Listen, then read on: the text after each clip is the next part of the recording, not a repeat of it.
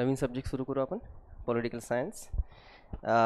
Political science actually आपण शिकणार आहोत इंडियन पॉलिटी, कारण की ज्याला आपण पॉलिटिकल सायन्स म्हणतो त्याचा एक भाग होऊन जातो आहे इंडियन पॉलिटी. आपल्याला पूर्णच्या पूर्ण असं काही पॉलिटिकल सायन्सच्या नावाने सब्जेक्ट असा दिला नाही आहे सिलेबसमध्ये, कारण की आपण जेव्हा पॉलिटिकल सायन्स म्हणतो या सब्जेक्टबद्दल जेव्हा बोलतो तेव्हा ॲक्च्युली त्यामध्ये 4 उपसब्जेक्ट ऑलरेडी इन्वॉल्ड असतात. त्यात येतं एक पॉलिटिकल थिअरी, त्यानंतर येतं इंडियन कॉन्स्टिट्यूशन, त्यानंतर येतं इंटरनॅशनल रिलेशन्स आणि त्यानंतर येतं कंपेरेटिव्ह पॉलिटिक्स. असे 4 सेक्शन मिळून ॲक्च्युली पॉलिटी बनतं किंवा पॉलिटिकल सायन्स बनतं. तर आपल्याला पॉलिटिकल सायन्स एवढा मोठा सिलेबस नाही दिला आहे. आपण जे शिकणार आहोत ते शिकणार आहोत इंडियन पॉलिटी. आणि इंडियन पॉलिटीमध्ये विशेषतः आपल्याला इंडियन कॉन्स्टिट्यूशनचे काय प्रोव्हिजन्स आहेत, इंडियन कॉन्स्टिट्यूशन आपल्याला काय प्रेझेंट करते, काय प्रोव्हाइड करतं, त्या सगळ्या बाबी आपल्यासाठी महत्त्वाच्यात आपल्या सिलेबसला घेऊन. आधी तर जरा आपण हे समजून घेऊया, हे जाणून घेऊया की या सब्जेक्टचं महत्त्व कुठे कुठे आहे आणि किती आहे. म्हणजे ॲटलिस्ट तुम्ही तुमच्या सब्जेक्टला घेऊन काय वेटेज आहे याला जरी तुम्ही समजू शकले तर तुम्ही त्याला अजून चांगल्याने, म्हणजे त्याला म्हणू शकतो की कॉन्सन्ट्रेशननी त्या सब्जेक्टला तुम्ही परिपूर्ण करू शकणार. कारण की असेही सब्जेक्ट आहे की ते सब्जेक्ट फक्त आणि फक्त 4-5 क्वेश्चनसाठी विचारले जातात, पण काही ऑफकोर्स सब्जेक्ट असे आहेत जे त्यांचं वेटेज जास्त आहे. तर ज्यांचं वेटेज जास्त आहे त्या वेटेज जास्त असणाऱ्या सब्जेक्टपैकी पॉलिटिकल सायन्स म्हणजे इंडियन पॉलिटी हा एक सब्जेक्ट आपल्याला आहे. आपली एक्झाम प्रिलिम्स, मेन्स आणि इंटरव्ह्यू, आणि या 3 स्टेजमध्ये आपल्याला जे सब्जेक्ट्स आहेत त्या सब्जेक्टच्या लिस्टमध्ये आपण हिस्ट्री शिकणार, जिओग्राफी शिकणार, पॉलिटिकल सायन्स शिकणार, इकॉनॉमिक्स शिकणार, एन्व्हायरमेंट शिकणार. त्यानंतर तुमचं करंट अफेअर आहेच जे तुम्ही पर्सनली करणार. या व्यतिरिक्त पण मग तिकडे मॅथ्स आहे, रिझनिंग आहे, कॉम्प्रिहेन्शन आहे, मराठी आहे, इंग्लिश आहे, एथिक्स आहे, वर्ल्ड हिस्ट्री आहे, डिझास्टर मॅनेजमेंट आहे, इंटरनल सिक्युरिटी आहे, इंटरनॅशनल रिलेशन्स आहेत. एवढा सारा पोर्शन आपल्याला कवर करायचा आहे. तर एवढे सब्जेक्ट जे आपण घेतले, आता आपण जेवढे ज्यांचं नाव उच्चारलेलं आहे त्यात इंडियन पॉलिटी कुठे स्टँड करतं आणि इंडियन पॉलिटीचं नेमकं वेटेज किती, जरा त्याला समजून घेऊया आपल्याला. अच्छा, अजून एक गोष्ट सर्वांना माहीत असावी की तुम्हाला मेन्समध्ये एक subject as a optional subject choose करायचा आहे. क्लिअर आहे ही गोष्ट सर्वांना? आणि त्या एकाच सब्जेक्टवर तुम्हाला 2 पेपर लिहायचे आहेत. 250, 500 मार्क्स तुमच्या फक्त आणि फक्त तुमच्या ऑप्शनल सब्जेक्टसाठी असतात. तर ॲक्च्युली तुमचा जो ऑप्शनल असेल ना तो ऑप्शनल खूप महत्त्वाचा असतो. म्हणजे बघायला गेलं तर एवढ्या मोठ्या समुद्राला जे पार करायचं आहे ते पार करण्याकरिता तुमची जी नाव आहे तो नावच तुमची ऑप्शनल सब्जेक्ट आहे. त्यामुळे तो ऑप्शनल सब्जेक्ट खूप विचारपूर्वक आपल्याला निवडावा लागतो की आपला ऑप्शनल सब्जेक्ट काय असेल. जसं पाणी पिण्यासाठी आपण 10 ठिकाणी गड्डे करू शकत नाही ना, तसंच रिझल्ट काढण्याकरिता आपण 10 ऑप्शनल सब्जेक्ट नाही डोक्यामध्ये ठेवू शकत. एकच सब्जेक्ट घेऊन चालायचा आहे, त्यावरच तुम्हाला मेहनत घ्यायची आहे आणि बस तोच पेपर, त्याच पद्धतीने तो पेपर तुम्हाला लिहायचा आहे. तर आपण ज्या इंडियन पॉलिटीबद्दल बोलून राहिलो आहेत, पॉलिटिकल सायन्स या सब्जेक्टबद्दल बोलून राहिलो आहोत, याचं वेटेज तुमच्या मेन्सच्या अनुषंगाने, विशेषतः तुमच्या ऑप्शनल सब्जेक्टच्या अनुषंगाने कितपत काय राहू शकतं त्यालाही समजून घेऊ आपण. चला, मी थोडं इथे सिलेबस मांडतो, तिथे तुम्हाला वेटेज कारण की ठेवायला बरं होऊन जाईल इंडियन पॉलिटीला घेऊन. आपल्याला प्रिलिम्स एक्झाम लिहायची आहेत. प्रिलिम्समध्ये आपल्याला जे 2 पेपर आहेत, GS आहे आणि या व्यतिरिक्त CSAT आहे. तर GSमध्ये तुमचे जे सब्जेक्ट्स येतात ते सगळे जनरल अवेअरनेसचे सब्जेक्ट्स आहेत. यामध्ये तुमचं हिस्ट्री आहे, geography, polity, economics, environment, current affair हे सगळे तुम्हाला इथे मिळणार आहेत. राहिली गोष्ट याची CSATची, तर CSATमध्ये मग तुमचं maths, reasoning, comprehension, decision making हा पॉईंट येतो. इथे मात्र तुमचे जे सब्जेक्ट्स आहेत ना, जे जनरल अवेअरनेसचे सब्जेक्ट आहेत, ज्याला आपण म्हणतो आहे की हिस्ट्री आहे, त्यानंतर तुमचं जिओग्राफी आहे, त्यानंतर तुमचं इंडियन पॉलिटी आहे आणि त्यानंतर तुमचं इकॉनॉमिक्स आहे. अजून याच्याला मांडून घेऊया, सायन्स आहे, एन्व्हायरमेंट आहे आणि करंट अफेअर आहे. हे जर आपण ठराविक सब्जेक्ट मांडले तर या ठराविक सब्जेक्टवर किती क्वेश्चन्स बनतात, तर 100 क्वेश्चन्स आहेत. 200 मार्कचा हा पेपर असतो.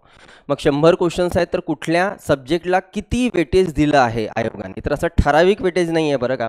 पण तरी जर आपण काढलं, एक इन्व्हायरमेंट सोडून द्या, कारण की इन्व्हायरमेंटवर पडून 5 क्वेश्चन्स बनतात, 5 क्वेश्चनच्या वर बनत नाही. साधारणतः बाकी सर्व सब्जेक्टला घेऊन एक सर्वसाधारण तुम्हाला इक्वल वेटेज दिसतं. आणि इक्वल वेटेज दिसतं आपल्याला पॉलिटीबद्दल बोलायचं आहे. तर इंडियन पॉलिटीवर तुम्हाला साधारणतः 15 क्वेश्चन्स बनतात आणि 15 क्वेश्चन्स म्हणजे हे 30 मार्क्स झाले. 200 पैकी 30 मार्क्स फक्त तुमच्या इंडियन पॉलिटी या सब्जेक्टवर आहे. आणि जवळपास प्रयास अकॅडमीच्या पुट्ट्यांचा रेकॉर्ड आहे की एकदा पॉलिटी झालं, इंडियन पॉलिटी झालं तर 15 पैकी 13-14 क्वेश्चन्स पूर्ण जे आहेत ते एक्झाम सेंटरमध्ये एकदम राईट करून येतात. आपली ही जमेची बाजू आहे इंडियन पॉलिटी. कारण ऑफकोर्स जे क्लासमध्ये होईल ते तुम्ही पण एक्सपिरियन्स घ्यालच. पक्के एवढे होऊन जाऊ आपण की या क्वेश्चन्सला सॉल्व करणे आपल्याकरिता खूप मोठा टास्क नसेल. ऑफकोर्स आपण मेंटली किंवा आपण त्याला म्हणू शकतो की ज्याला आपण लॉजिकली आपण त्याला घेऊन पॉलिटीला घेऊन क्लिअर राहू, तर त्यामुळे काही कन्फ्युजन राहणार आणि मुलांचा बऱ्यापैकी यामध्ये स्कोर होऊन जातो. तर तुमच्यासाठी स्कोरिंग सब्जेक्ट राहणार आहे बरं का इंडियन पॉलिटी.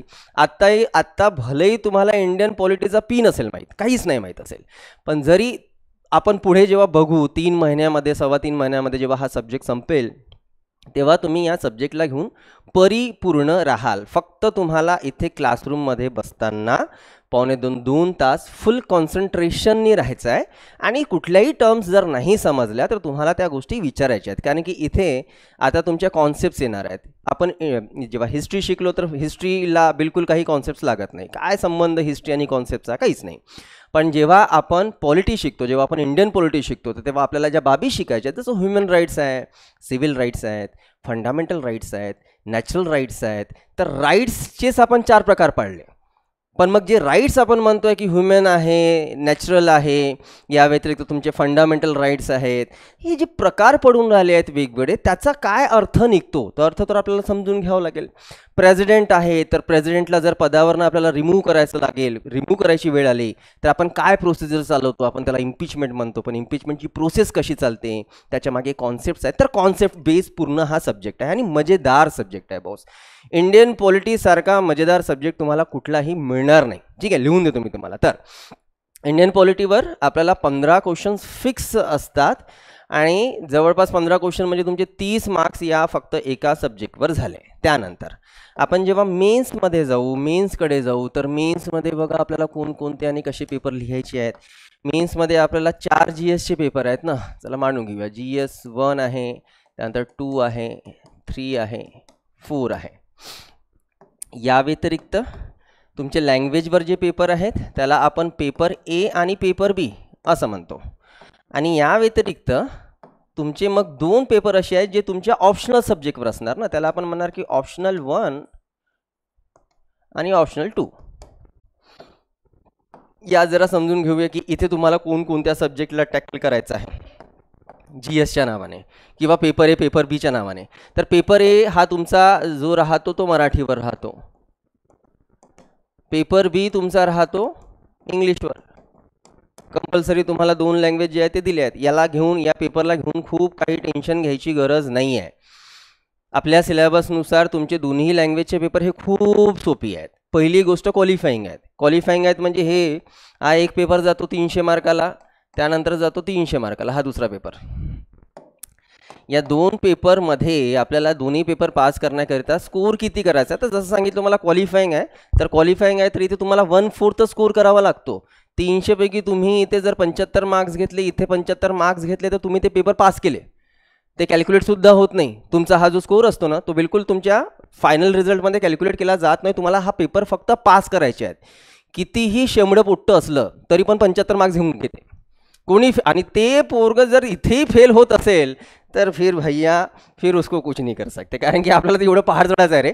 आणि इथे आहे काय तुम्हाला सांगतो ना, इथे काय आहे, तुम्हाला शॉर्ट एसेस लिहायचे आहेत, ट्रान्सलेशन करायचं आहे, प्रिसे रायटिंग करायचं. प्रिसे रायटिंग करता तुम्हाला एक मोठा पॅसेज दिला जातो, त्याला समजून तुम्हाला 1/3 पर्यंत आणावं लागतं, त्याला कॉम्प्रेस करावं लागतं. आता या गोष्टी खूप काही म्हणजे मोठा टास्क आहे का? नाही आहे. 75 मार्क्स सहज मिळून जातात. इथे तुम्ही त्याबद्दल काही चिंता करू नका. नाहीतर आता इथे मराठी ऐकून तुमचे कानावर झाले, तुम्ही बापरे मराठी आम्हाला तर होतच नाही, मागच्या 10 वर्षापासून आम्ही शिकलोच नाही मराठी मीडियमवाल्यांना पोरांना मग ते इंग्लिश बघून जे आहे ते त्यांचे डोळे वर होऊन जातात की बापरे आपल्याला इंग्लिशवर पेपर लिहायचा का. टेन्शन घेऊ नका. दोन्ही लँग्वेजचं बिलकुल तो इझिली स्मूथली हे पेपर निघून जातात. ठीक आहे, आपण GSकडे जाऊ आणि GSमध्ये बघू की GSमध्ये आपल्याला काय काय सॉल्व करायचं आहे, म्हणजे काय काय सब्जेक्ट्स आहेत ज्याला आपण GS1 म्हणतो आहोत ना. GS1मध्ये तुम्हाला आहे हिस्ट्री. आणि हिस्ट्रीमध्ये लक्षात घ्या इथे तुम्हाला इंडियन हिस्ट्रीसुद्धा आहे आणि वर्ल्ड हिस्ट्रीसुद्धा आहे. आता वर्ल्ड हिस्ट्रीवर खूप क्वेश्चन्स बनत नाही, पण तरीही 2 ते 3 क्वेश्चन्स आपल्याला वर्ल्ड हिस्ट्रीवर दिसतील आणि स्पेसिफिकच मुद्द्यावर बनतात रे. जसं आपण बघायला गेलं तर फर्स्ट वर्ल्ड वॉर झालं किंवा सेकंड वर्ल्ड वॉर झालं किंवा अमेरिकन रिव्होल्यूशन झालं किंवा फ्रेंच रिव्होल्यूशन झालं ना, या रिव्होल्यूशन्सवर जे काही महत्त्वाचे टॉपिक आहेत त्यावरच क्वेश्चन्स बनतात. त्याचं टेन्शन काही घ्यायची गरज नाही. आणि त्यानंतर आपल्याला याच पेपरमध्ये जो दुसरा सब्जेक्ट दिला आहे तो दिला आहे जिओग्राफी. आणि या व्यतिरिक्त इंडियन सोसायटीसुद्धा आहे, पण त्या इंडियन सोसायटीला ठीक आहे, खूप काय मांडण्याची गरज नाही आहे. हा जो पेपर आहे GS1चा किंवा GS1 कशाला मी सरळ इथे मांडतो आहे, प्रत्येक एक पेपर 250 मार्क्सचा आहे. आता GS1च्या पेपरमध्ये जो हिस्ट्री आणि जिओग्राफी आहे तर पकडून चला 250 मार्क्सपैकी 125 मार्क्ससाठी हिस्ट्री विचारला जाणार आहे, 125 मार्क्ससाठी तुमचं जिओग्राफी बेस्ड आहे ते क्वेश्चन्स पडणार आहेत. पुन्हा हा जो सब्जेक्ट आहे जिओग्राफी इथे पण होता, ठीक आहे. हा जो सब्जेक्ट आहे हिस्ट्री हा सुद्धा इथे होता तुम्हाला, कारण की नंतर सांगतो मी एक 5-10 मिनिटानंतर की आपल्यासाठी, कारण की एवढ्या सब्जेक्टची नावं घेतली, 15च्या वर सब्जेक्टची नावं घेतली मी, बरोबर आहे. त्या 15, 16, 17 सब्जेक्टपैकी आपल्यासाठी सर्वात महत्त्वाचे सब्जेक्ट कोणते ते जरा काढून घेऊ आपण. एक 5 मिनिटं द्या फक्त. पुन्हा जिओग्राफी हा अतिशय सोपा सब्जेक्ट आहे, अतिशय सोपा सब्जेक्ट, म्हणजे याला पण समजायला खूप असं डोकं लागत नाही आणि क्वेश्चनसुद्धा असे खूप काही टफ पडत नाही. जिओग्राफीसुद्धा स्कोरिंग सब्जेक्ट आहे. आधीपासनं आपल्या डोक्यामध्ये तुमचे प्लॅन्स तयार करून ठेवा की तुम्हाला जेव्हा तुम्ही एक्झाम लिहाल तर तुम्हाला ॲक्च्युली कोणत्या सब्जेक्ट्सला टार्गेट करायचे आहेत ना, जो सब्जेक्ट तुम्हाला स्कोर करून देणार त्याला आधीपासनं करून ठेवा. हिस्ट्री सांगतो आहे, तुम्ही कितीही मास्टर असले ना हिस्ट्रीमध्ये तरी हिस्ट्रीमध्ये स्कोर करणे कठीण होऊन जातं, प्रिलिम्समध्ये तर कठीणच होऊन जातं. आणि यासाठी कारण की तुम्हाला जे पर्सनॅलिटीज विचारतात ते सुधारकांना घेऊन ते रँडमली कुणालाही विचारतात. आता एवढ्या पुस्तका वाचणे आणि एवढं लोकांना डोक्यात ठेवणे त्यात काही सेन्स नाही आहे. इथे 15 क्वेश्चन जर हिस्ट्रीवर पडतील ना तर 15पैकी तुम्ही 7, 8, 9 असेच पकडून चला, तुम्हाला तिकडे 12, 13, 14, 15 कदाचितच भेटतील. चुकूनच कुठल्या वर्षी सोपा येऊ शकतो हिस्ट्री, तर तेव्हा तुम्ही स्कोर करू शकणार, बाकी हिस्ट्रीवर एवढा काही चांगला स्कोर होऊ शकत नाही. एनिवेज GS1 आपण बघितलं. त्यानंतर आपण जर GS2चा जर विचार केला तर GS2मध्ये आपल्याला कम्प्लिटली आहे Indian polity, governance and international relations. हा एकच सब्जेक्ट आहे. आता त्याला दुसऱ्या भाषेमध्ये आपण पॉलिटिकल सायन्सच म्हणतो.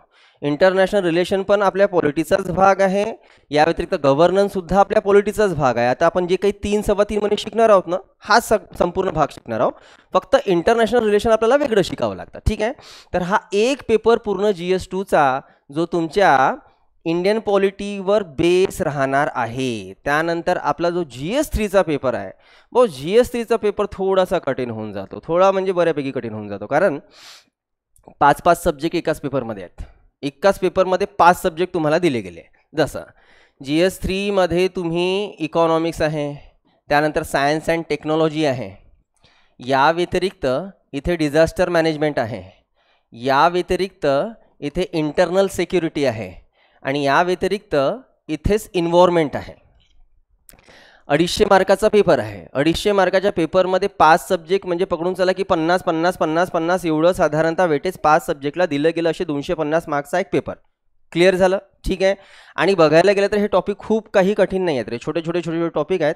डिझास्टर मॅनेजमेंट खूप सोपं आहे, इंटरनल सिक्युरिटीसुद्धा खूप सोपं आहे आणि इंटरेस्टिंगसुद्धा आहे, इन्व्हायरमेंटसुद्धा इंटरेस्टिंग आहे. फक्त होऊन काय जातं ना की जसं एका पेपरसाठी एकच सब्जेक्ट असेल तर आपल्याला सोपं जातं, पण एकाच पेपरसाठी 5-5 सब्जेक्ट असतील तर तेवढा अभ्यास पण तर करायचा आहे. तर त्यामुळे टॉपरच्या टॉपरही काढले आपण UPSCचे, तरी पण सगळ्यात कमी स्कोर पोरांचा ज्या पेपरमध्ये असतो तो GS3चा पेपर असतो, ठीक आहे. त्यानंतर GS4 आपल्याला हा जो पेपर आहे पुन्हा 250 मार्क्सचा हा आहे एथिक्सवर. एथिक्स, इंटिग्रिटी, ॲबिलिटी याला अशा नावाने ओळखलं जातं. एथिक्स आता ठीक आहे, आता एथिक्सशी सुद्धा तुमचा कधी संबंध आला नाही असं नाही आहे की संबंध नाही आला. प्रत्येक व्यक्ती हा आपल्या एथिक्सवरच जगतो. एथिक्सचा अर्थ काय होतो हे कळते का?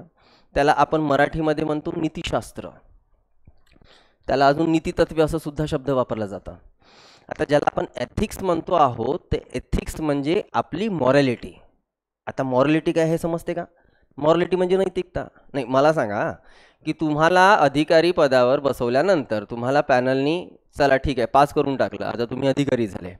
मग अधिकारी झाले तर अधिकारी असताना तिथे खुर्चीवर बसला असताना तुम्हाला समोरच्या पब्लिक सर्व्हिस देत असताना मॉरॅलिटीच्या बेसिसवर द्यायचं आहे की नॉन मॉरॅलिटीच्या बेसिसवर? म्हणजे नैतिकतेने तुम्ही वागाल की अनैतिकतेने तुम्ही वागाल? कसं वागायला पाहिजे तुम्ही? नैतिकतेने ना, मॉरलिटीच्या बेसिसवर ना. तुमची मॉरलिटी हेच तुमचे एथिक्स आहेत. अरे प्रत्येक व्यक्तीचा एक एथिक राहणार ना, ज्याच्यावर ज्या पाथवर तो चालेल. जसं एक्झाम्पल घेऊया, हा सब्जेक्ट आधी नव्हता, नंतरहून मात्र जे वरिष्ठ अधिकारी होते UPSCचे त्यांनीच हे सजेस्ट केलं की नाही, असा सब्जेक्ट देणे खूप महत्त्वाचं आहे. जसं तुम्हाला खूप कॉमनली सांगतोय, 2-3 वर्ष जेव्हा पोरं प्रिपरेशन करतात तेव्हा तो अतिशय सर्वसामान्य माणूस असतो, सर्वसामान्य माणूस. मी तुम्हाला सांगतोय, मॅक्झिमम जे पदावर जातात ना ते खूप मिडल क्लास असतात बरं का, खूप मिडल क्लास. असं नाही की खूप श्रीमंताची पोरं चालली आहेत किंवा काही, मिडल क्लास लोक जातात. आणि मिडल क्लास लोकांचा तो जो इगो असतो, जो एक म्हणू शकतो की ॲटिट्यूड आणि बिहेवियर असतो, तो सुद्धा नॉर्मल असतो. त्याला एकदा पद भेटू द्या आणि मग बघा त्याची जी अकड असते राहते ना. आणि बहुतांशदा तर आपल्याला आपल्या देशामध्ये चहापेक्षा केटलीच गरम दिसते. कळते का चहापेक्षा केटली कशी गरम असते? म्हणजे कलेक्टरमध्ये जेवढा ॲटिट्यूड नसेल तेवढा ॲटिट्यूड त्या चपरासीमध्ये असते ना, चहापेक्षा केटली गरम, राईट. तर जेव्हा व्यक्ती पदावर जातो तर ॲक्च्युली एक गोष्ट लक्षात, आता तुम्हाला पॉलिटिमध्ये भरपूरशा गोष्टी समजणार आहेत. आपण ॲक्च्युली ज्या पदांबद्दल बोलतो आहेत ना, ते पद म्हणजे काय? तर ते पद म्हणजे ब्युरोक्रेसी. ब्युरोक्रेसीला मराठीमध्ये काय म्हटलं जातं किंवा हिंदीमध्ये काय म्हटलं जातं? नौकरशाही. आता ब्युरोक्रेसी असेल किंवा नौकरशाही असेल, कुठलाही शब्द वापरा, ती जी ब्युरोक्रेसीमध्ये असणारी जी पद आहे, जे अधिकारी आहेत, जे ऑफिसर्स आहेत, त्यांचं काम काय आहे बॉस? आपण का नेमतोय त्यांना?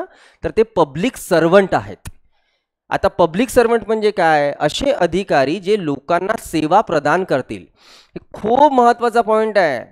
तिकडे सत्तेमध्ये बसणारी कुठली तरी सरकार आहे, इकडे सामान्य जनता आहे. जेव्हा सरकार सामान्य जनतेसाठी काही पॉलिसीज प्रोग्रॅम्स प्रेझेंट करतं, तेव्हा मधामध्ये त्या गोष्टी तुमच्यापर्यंत पोहोचवण्याकरिता, तुम्हाला सर्व्हिस देण्याकरिता कोणी ना कोणी लागणार की नाही? तर जो कोणी ना कोणी असतो तोच तो पब्लिक सर्वंट. मग तो कलेक्टर आहे किंवा SP आहे किंवा कुठला पोलीस अधिकारी आहे किंवा अजून कोणी आहे, त्यांचं काम आहे सर्वसामान्यांना सेवा देणे. ते आपले नौकर आहेत, पब्लिक सर्वंट. आपण त्यांचे नौकर नाही. पण होते काय, एकदा पदावर आले तर तुम्ही जा बरं कुठल्या ऑफिसमध्ये, मग समजते त्या लोकांचा ॲटिट्यूड काय असतो, कशा प्रकारचं त्यांची वागणूक असते, कशा प्रकारे त्यांचं बिहेवियर असतं. तर त्या पदावर गेल्यानंतर तो जो माणूस तो आपल्या इगोमध्ये येतो ना, त्या इगोतनं बाहेर काढून, म्हणजे ती व्यक्ती आधीपासूनच एक नैतिक तत्वेवर राहावी, यासाठी हा सब्जेक्ट टाकला गेला आहे, एथिक्स. तुम्हाला मला इथे जवळपास सव्वा महिना चालतो आहे एथिक्स. फक्त आणि फक्त तुम्हाला नैतिकतेचे धडे द्यावे लागतात की नैतिक माणूस कसा राहावा. आणि याला, आणि सगळ्यात महत्त्वाची गोष्ट, सगळ्यात जास्त स्कोरिंग सब्जेक्ट आहे. सर्वात जास्त पोरांचा स्कोर होतो एथिक्समध्ये, कारण की सोपा सब्जेक्ट आहे रे. आता सोपा म्हणजे बघा, लॉजिकसुद्धा नाही लागणार. मला वाटते ज्यावेळेस बॅच सुरू केली तेव्हा सुद्धा मी एथिक्सबद्दल बोललेलो होतो. एक कॉमन क्वेश्चन देतो आहे, एथिक्स बेसिसवर जर क्वेश्चन बनवायचे असतील तर बघा, एक क्वेश्चन बनतो. एक क्वेश्चन असा की तुम्ही रस्त्याने जात होते आणि रस्त्याने जात असताना त्या मोठ्या रस्त्यावर तुम्हाला थोडं बाजूला, एकदम नव्हे, थोडं बाजूला एक मोठा दगड दिसला. तर अशा परिस्थितीमध्ये तुम्ही काय कराल? हा क्वेश्चन बनला. तुमच्यासमोर 4 ऑप्शन्स दिले गेले. त्यापैकी एक ऑप्शन आहे की तो दगड मी उचलेल आणि बाहेर फेकून टाकेल रस्त्याच्या. दुसरा ऑप्शन आहे, तो दगड मी उचलेल आणि मधोमध ठेवेल, की इकडला जाणारा का पडाव, तिकडून येणाराही पडाव. तो दगड मी उचलेल आणि घरी घेऊन जाईल. आणि तो दगड, किंवा चौथा ऑप्शन, नन ऑफ दिस, पकडून चला. साधारणतः कुठल्याही समजदार आणि कुठल्याही नैतिक माणसाला हे उत्तर द्यायला पाहिजे ना, पहिलं ऑप्शन, की तो दगड मी उचलेल आणि रस्त्याच्या बाहेर फेकेल. आता तुम्ही म्हणाल नाही सर मी मदतच ठेवू त्याला, तर मग स्कोर तर होणार नाही. मी तुम्हाला सांगतोय की क्वेश्चन्स कसे बनतील म्हणजे एथिक्स किती सोपं आहे मी तुम्हाला हे सांगतोय. आपल्यामध्ये जर नैतिकता आहे तर या पेपरला सॉल्व करणे खूप काही मोठा टास्क नाही आहे. हां, जर तेच नसेल तर मात्र मग गडबड आहे. जसं एक्झाम्पल घेऊ, इथनं कोणी गडचिरोलीचे आहेत का मुलं? आहेत, 1-2 आहेत, ओके ठीक आहे. आता जसं गडचिरोलीच्या मुलांसाठी एक खूप सिम्पल क्वेश्चन बनतो इंटरव्ह्यू पॅनलमध्ये, खूपच सिम्पल, कारण की तुमच्या जिल्ह्यांना घेऊन तसे प्रश्न बनतातच. आता तुम्ही इंटरव्ह्यू पॅनलमध्ये बसले आहात आणि तुम्हाला विचारलं जाणार, अच्छा तुम्ही गडचिरोलीमधनं आहे, तर गडचिरोलीमधला जो सगळ्यात मोठा इश्यू आहे तो काय? तर ऑफकोर्स तुमचा आन्सर राहणार आहे की नक्सलिझम. नक्षलवाद जो आहे हा मोठा प्रॉब्लेम आहे आणि बऱ्याच वर्षापासून गडचिरोलीच्या डेन्स एरियामध्ये हे प्रॉब्लेम जे आहेत ते लोक फेस करून राहिलेली मोठे मेजर प्रॉब्लेम आहेत बरं का. कसा कुठून हा प्रॉब्लेम निर्माण झाला, काय झाला, आपण नंतर बघत बसू. पण यांना क्वेश्चन्स कसे पडतील हे सांगतोय मी. तर यांनी सांगितलं की मेजर इश्यू जो आहे तो नक्सलिझम आहे. ठीक आहे, मग तुम्हाला पुढचा प्रश्न दिला जाईल किंवा तुम्हाला पुढचा एक चान्स दिला जाईल. म्हटलं जाईल की जर तुम्हाला गडचिरोलीचा DM बनवलं गेलं किंवा त्या प्रदेशाचं जर तुम्हाला हेड बनवलं गेलं आणि तुम्हाला 5 दिवस दिले गेले आणि म्हटलं गेलं की बाबा 5 दिवसामध्ये तुम्हाला ज्या मार्गाने जायचं तुम्ही जा आणि नक्सलिएट पूर्णपणे संपवण्याचा प्रयत्न करा, तर तुम्ही काय कराल? आता त्या परिस्थितीमध्ये जर पोरं म्हणत असतील की 5 दिवस, सर आम्हाला 5 दिवस नाही लागतील, 2च दिवस द्या आणि हेलिकॉप्टर द्या, चॉपर द्या, मोठ्या मोठ्या मशीन्स गन द्या, हम फुल जाएंगे और पूरा जंगल धुआ धुआ कर देंगे, एक भी नक्सलेट नहीं बचेगा. हे जर उत्तर असेल, तुम लोग बाहर हो. कळते आहे का? हा तरीका राहू शकतो का आपल्याच देशाच्या लोकांना किंवा प्रॉब्लेम अशी समाप्त करण्याची? ही पद्धत नाही राहू शकत. एंड ऑफ द डे सांगतो आहे, तिथे गेल्यानंतर साधारणतः तुम्ही हेच कराल, पण इंटरव्ह्यू पॅनलमध्ये असे थोडी उत्तर देऊ शकणार तुम्ही. अशी उत्तर दिले तर तो ऑफकोर्स ती व्यक्ती नैतिकतेच्या तत्वावरती उत्तर देत नाही आहे. तर आपल्याला नैतिकता बाळगायची आहे आणि नैतिकता कशी, ते सगळा भाग आपल्याला इथे शिकायचा आहे. 250 मार्क्ससाठी हा पेपर असतो आणि बऱ्यापैकी इथे स्कोर होऊनच जातो. ठीक आहे, तर हा बघा, हा 250, हा 250, हा 250, हा 250, 1000 मार्क्स झालेले. 300 मोजूच नका, कारण की हा स्कोरच नाही मोजला जात. सरळ सरळ हिशोब याला खतम करून टाका. राहिली गोष्ट तुमच्या ऑप्शनल सब्जेक्टची, तर डिपेंड करते की तुमचा ऑप्शनल सब्जेक्ट तुम्ही काय निवडला आहे. कारण की तुम्हाला भरपूर मोठी लिस्ट दिली आहे, जवळपास 24 ते 26 सब्जेक्ट्स दिले आहेत. त्या 26 सब्जेक्टच्या लिस्टपैकी तुम्ही कुठलाही एक सब्जेक्ट निवडू शकता. जसं एक्झाम्पल घेतो आहे की हिस्ट्री पण आहे, पॉलिटिकल सायन्स आणि इंटरनॅशनल रिलेशन आहे, जॉग्राफी आहे, इकॉनॉमिक्स आहे, केमिस्ट्री आहे, बायोलॉजी आहे, फिजिक्स आहे, मराठी आहे, हिंदी आहे, संस्कृत आहे. तुम्हाला जसा जो सब्जेक्ट वाटते तुम्ही त्यातनी निवडू शकता, पण तो खूप विचारपूर्वक निवडावा लागतो, खूप विचारपूर्वक. त्यात मी काय सजेस्ट करतो नेहमी, ते आता मी बिलकुल 1-2 मिनिटामध्ये सांगतो. अजून एक पेपर आहे आपला एक्स्ट्राचा, त्याला इथे मांडून घेतो आहे मी. इथे त्याला आपण पेपर 1 म्हणतो, 1 आणि तो राहणार आहे तुमच्या एसेवर. 2च एसे लिहावे लागतात, 2च एसे लिहायचे आहेत, पण 250 मार्कची लिहायची आहेत. याचंही खूप टेन्शन घेऊ नका, हा प्रॅक्टिसचा भाग आहे, होऊन जातो. तर इथे 1, 250, 250, 250, 250, 1000 मार्क्स झालेले. हा 250 मार्कचा पेपर, 1250 मार्क्स झालेले. आणि राहिले तुमच्या ऑप्शनलचे आता 2 पेपर, जे 250 मार्काचे राहील. अशा प्रकारे तुमची टोटल मेन्स जी आहे ती 1750 मार्क्सची आहे. ठीक आहे, यात आपण नेमकं बघून आलो आहे की इंडियन पॉलिटीचं वेटेज किती आहे. आपण प्रिलिम्समध्ये तर काढलं की प्रिलिम्समध्ये तुमचं 15 मार्क्स तर बिलकुल फिक्स आहे इंडियन पॉलिटीला घेऊन. त्यानंतर जर मेन्सचा विचार केला तर मेन्समध्ये हा एकमेव सब्जेक्ट असा आहे जो सगळ्यात जास्त वेटेज ठेवतो, सर्वाधिक वेटेज ठेवतो. एकच पेपर GS2 आणि त्या पूर्णच्या पूर्ण GS2 ज्याच्यावर बेस आहे ते आहे इंडियन पॉलिटी. पूर्णच्या पूर्ण 250 मार्काचा वेटेज ठेवणारा हा एकमेव पेपर आहे, एकमेव सब्जेक्ट आहे. म्हणजे इंडियन पॉलिटी, पूर्ण इंडियन पॉलिटीवर क्वेश्चन्स आहेत. एकही इकडल्या तिकडल्या सब्जेक्टवर क्वेश्चन नाही. वरचा पेपर बघा, GS1 मध्ये तुम्हाला 250 मार्क्सचा पेपर आहे, पण सब्जेक्ट कोणकोणते आहेत? हिस्ट्री आणि जिओग्राफी विभागून दिले गेले ना. GS3चा जर विचार केला आपण तर इथे तर 5 सब्जेक्ट आहे. GS4 फक्त ठीक आहे, एथिक्स. आपण मुद्दा असा आहे की एथिक्स हा सब्जेक्ट तुम्हाला अजून कुठे कामात नाही येणार ना रे. जसं इंडियन पॉलिटीवर जर तुम्ही चांगला अभ्यास केला तर तो तुमचा चांगला अभ्यास इकडे प्रिलिमचे 15 मार्क्स तर कव्हर, 15 क्वेश्चन्स तर कव्हर करतो आणि इकडे 250 मार्क्सचं कव्हर करतो. पोरांचा ज्यांचा रिझल्ट येतो ना त्यांचा सर्वात जास्त स्कोर एथिक्स नंतर या GS2 मध्ये होतो. कारण की एकच सब्जेक्ट आहे आणि एकच सब्जेक्टवर काम करायचे 250 मार्क्सचा पेपर लिहिण्याकरिता. कळते आहे? तर हे महत्त्व आहे या सब्जेक्टचं.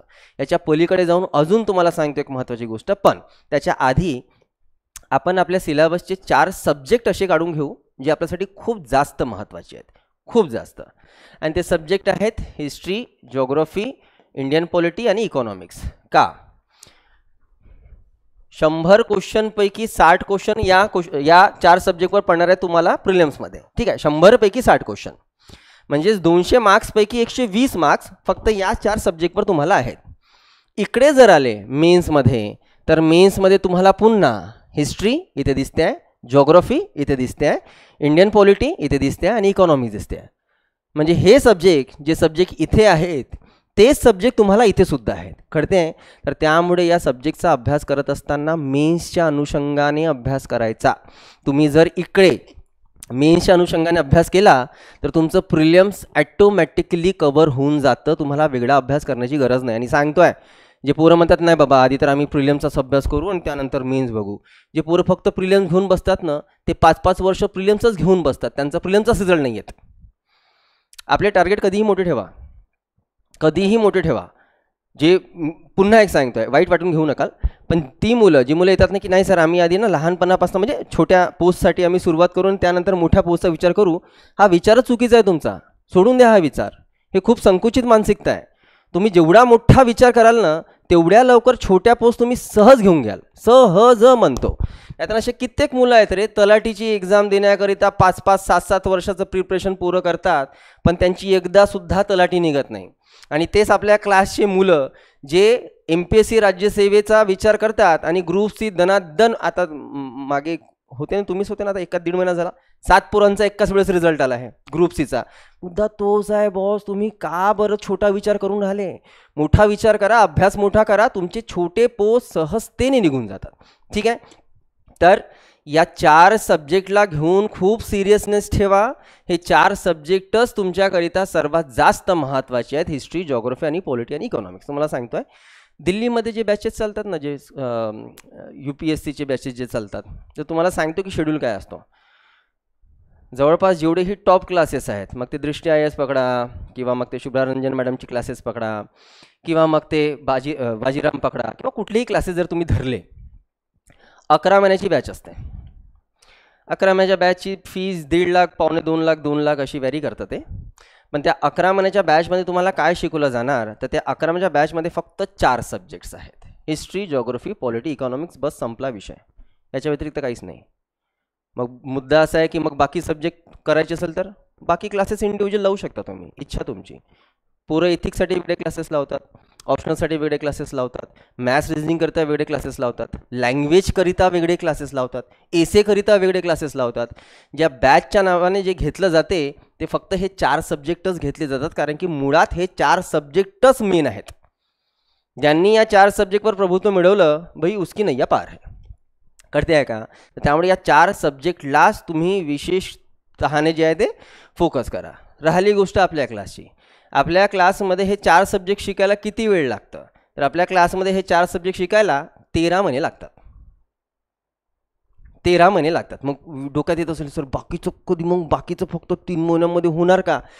आपण 2-2 तासाचे 4 तासाचे बॅच चालवणार आहोत. हे जे 13 महिने राहणार आहे ते 2 तासाचे राहणार. आता हिस्ट्रीला संपायला आपल्याला 3 महिने लागले ना, पॉलिटीला अजून 3 महिने 10 दिवस धरा, जॉग्राफी 2.5-3 महिन्यामध्ये होऊन जातं. पण इकॉनॉमिक्स जेव्हा जाऊ आपण, तर इकॉनॉमिक्सला पुन्हा 3.5 ते 4 महिने लागतात, कारण की सब्जेक्टच एवढे मोठे आहेत. करता काय, सिलेबस एवढा दिलेला आहे की त्याला तेवढा वेळ लागतो. खूप इच्छा असेल की नाही सर थोडं लवकर करून द्या, तर मी तर 9:30 वाजता चालू करून 11:30 वाजता खतमही करू शकतो. सिलेबस सांगून देईल, संपला विषय. थोडं थोडं सांगून देईल, चिवताईला जसं दाना दिला जातो, बस लो उतना और ख़त्म करो बात को.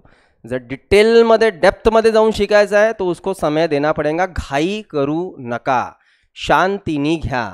जेवढ्या शांतीने तुम्ही अभ्यास कराल तेवढ्या लवकर रिझल्ट येणार, आणि जेवढी घाई कराल पोच घेण्याची तेवढा तुम्हाला वेळ लागेल. कळलं काय म्हटलं? तर म्हटलं आता मी की घाई करू नका, शांतीने घ्या. म्हणून म्हणते मास्तर शांतीने घ्या, म्हणून 5 मिनिटाचा अभ्यास केला आज आणि मग 4 तास आराम केला, असं नाही. कळते आहे का? वाचनात घाई करू नका, लवकरात लवकर पाहिजे. जे पोरं असे करतात ना लवकरात लवकर पाहिजे, अरे मी सांगतो रे 5-5 वर्ष निघून जातात तरी पण नाही होत, कारण की बेस नाही राहत, त्यांचा कॉन्सेप्ट क्लिअर नाही राहत. हे होतं बरं का, घाई म्हणून म्हणतोय करू नका. 6-8 महिने, वर्षभर जास्त गेलं चालते. वर्षभराचा मॅटर तुमच्या जीवनासाठी खूप काही मोठा नाही आहे. इथे तुम्ही हार्डली काय 20, 22, 25 वर्षाचे असाल राहून राहून. पुढे तुम्हाला जवळपास तुमच्या वयाचे 40 वर्ष काढायचे आहेत, है ना. तर 6-8 महिन्यांनी वर्षभर हा खूप मोठा काळ नाही आहे. त्या 40 वर्षाच्या कालखंडामध्ये वेळ द्या स्वतःला. आता कॅल्क्युलेटच करायला लागली आहे की 40 वर्ष, अच्छा म्हणजे आता 25 म्हणजे आपण जवळपास 65 पर्यंत जगूनच जाऊ. वेळ द्या.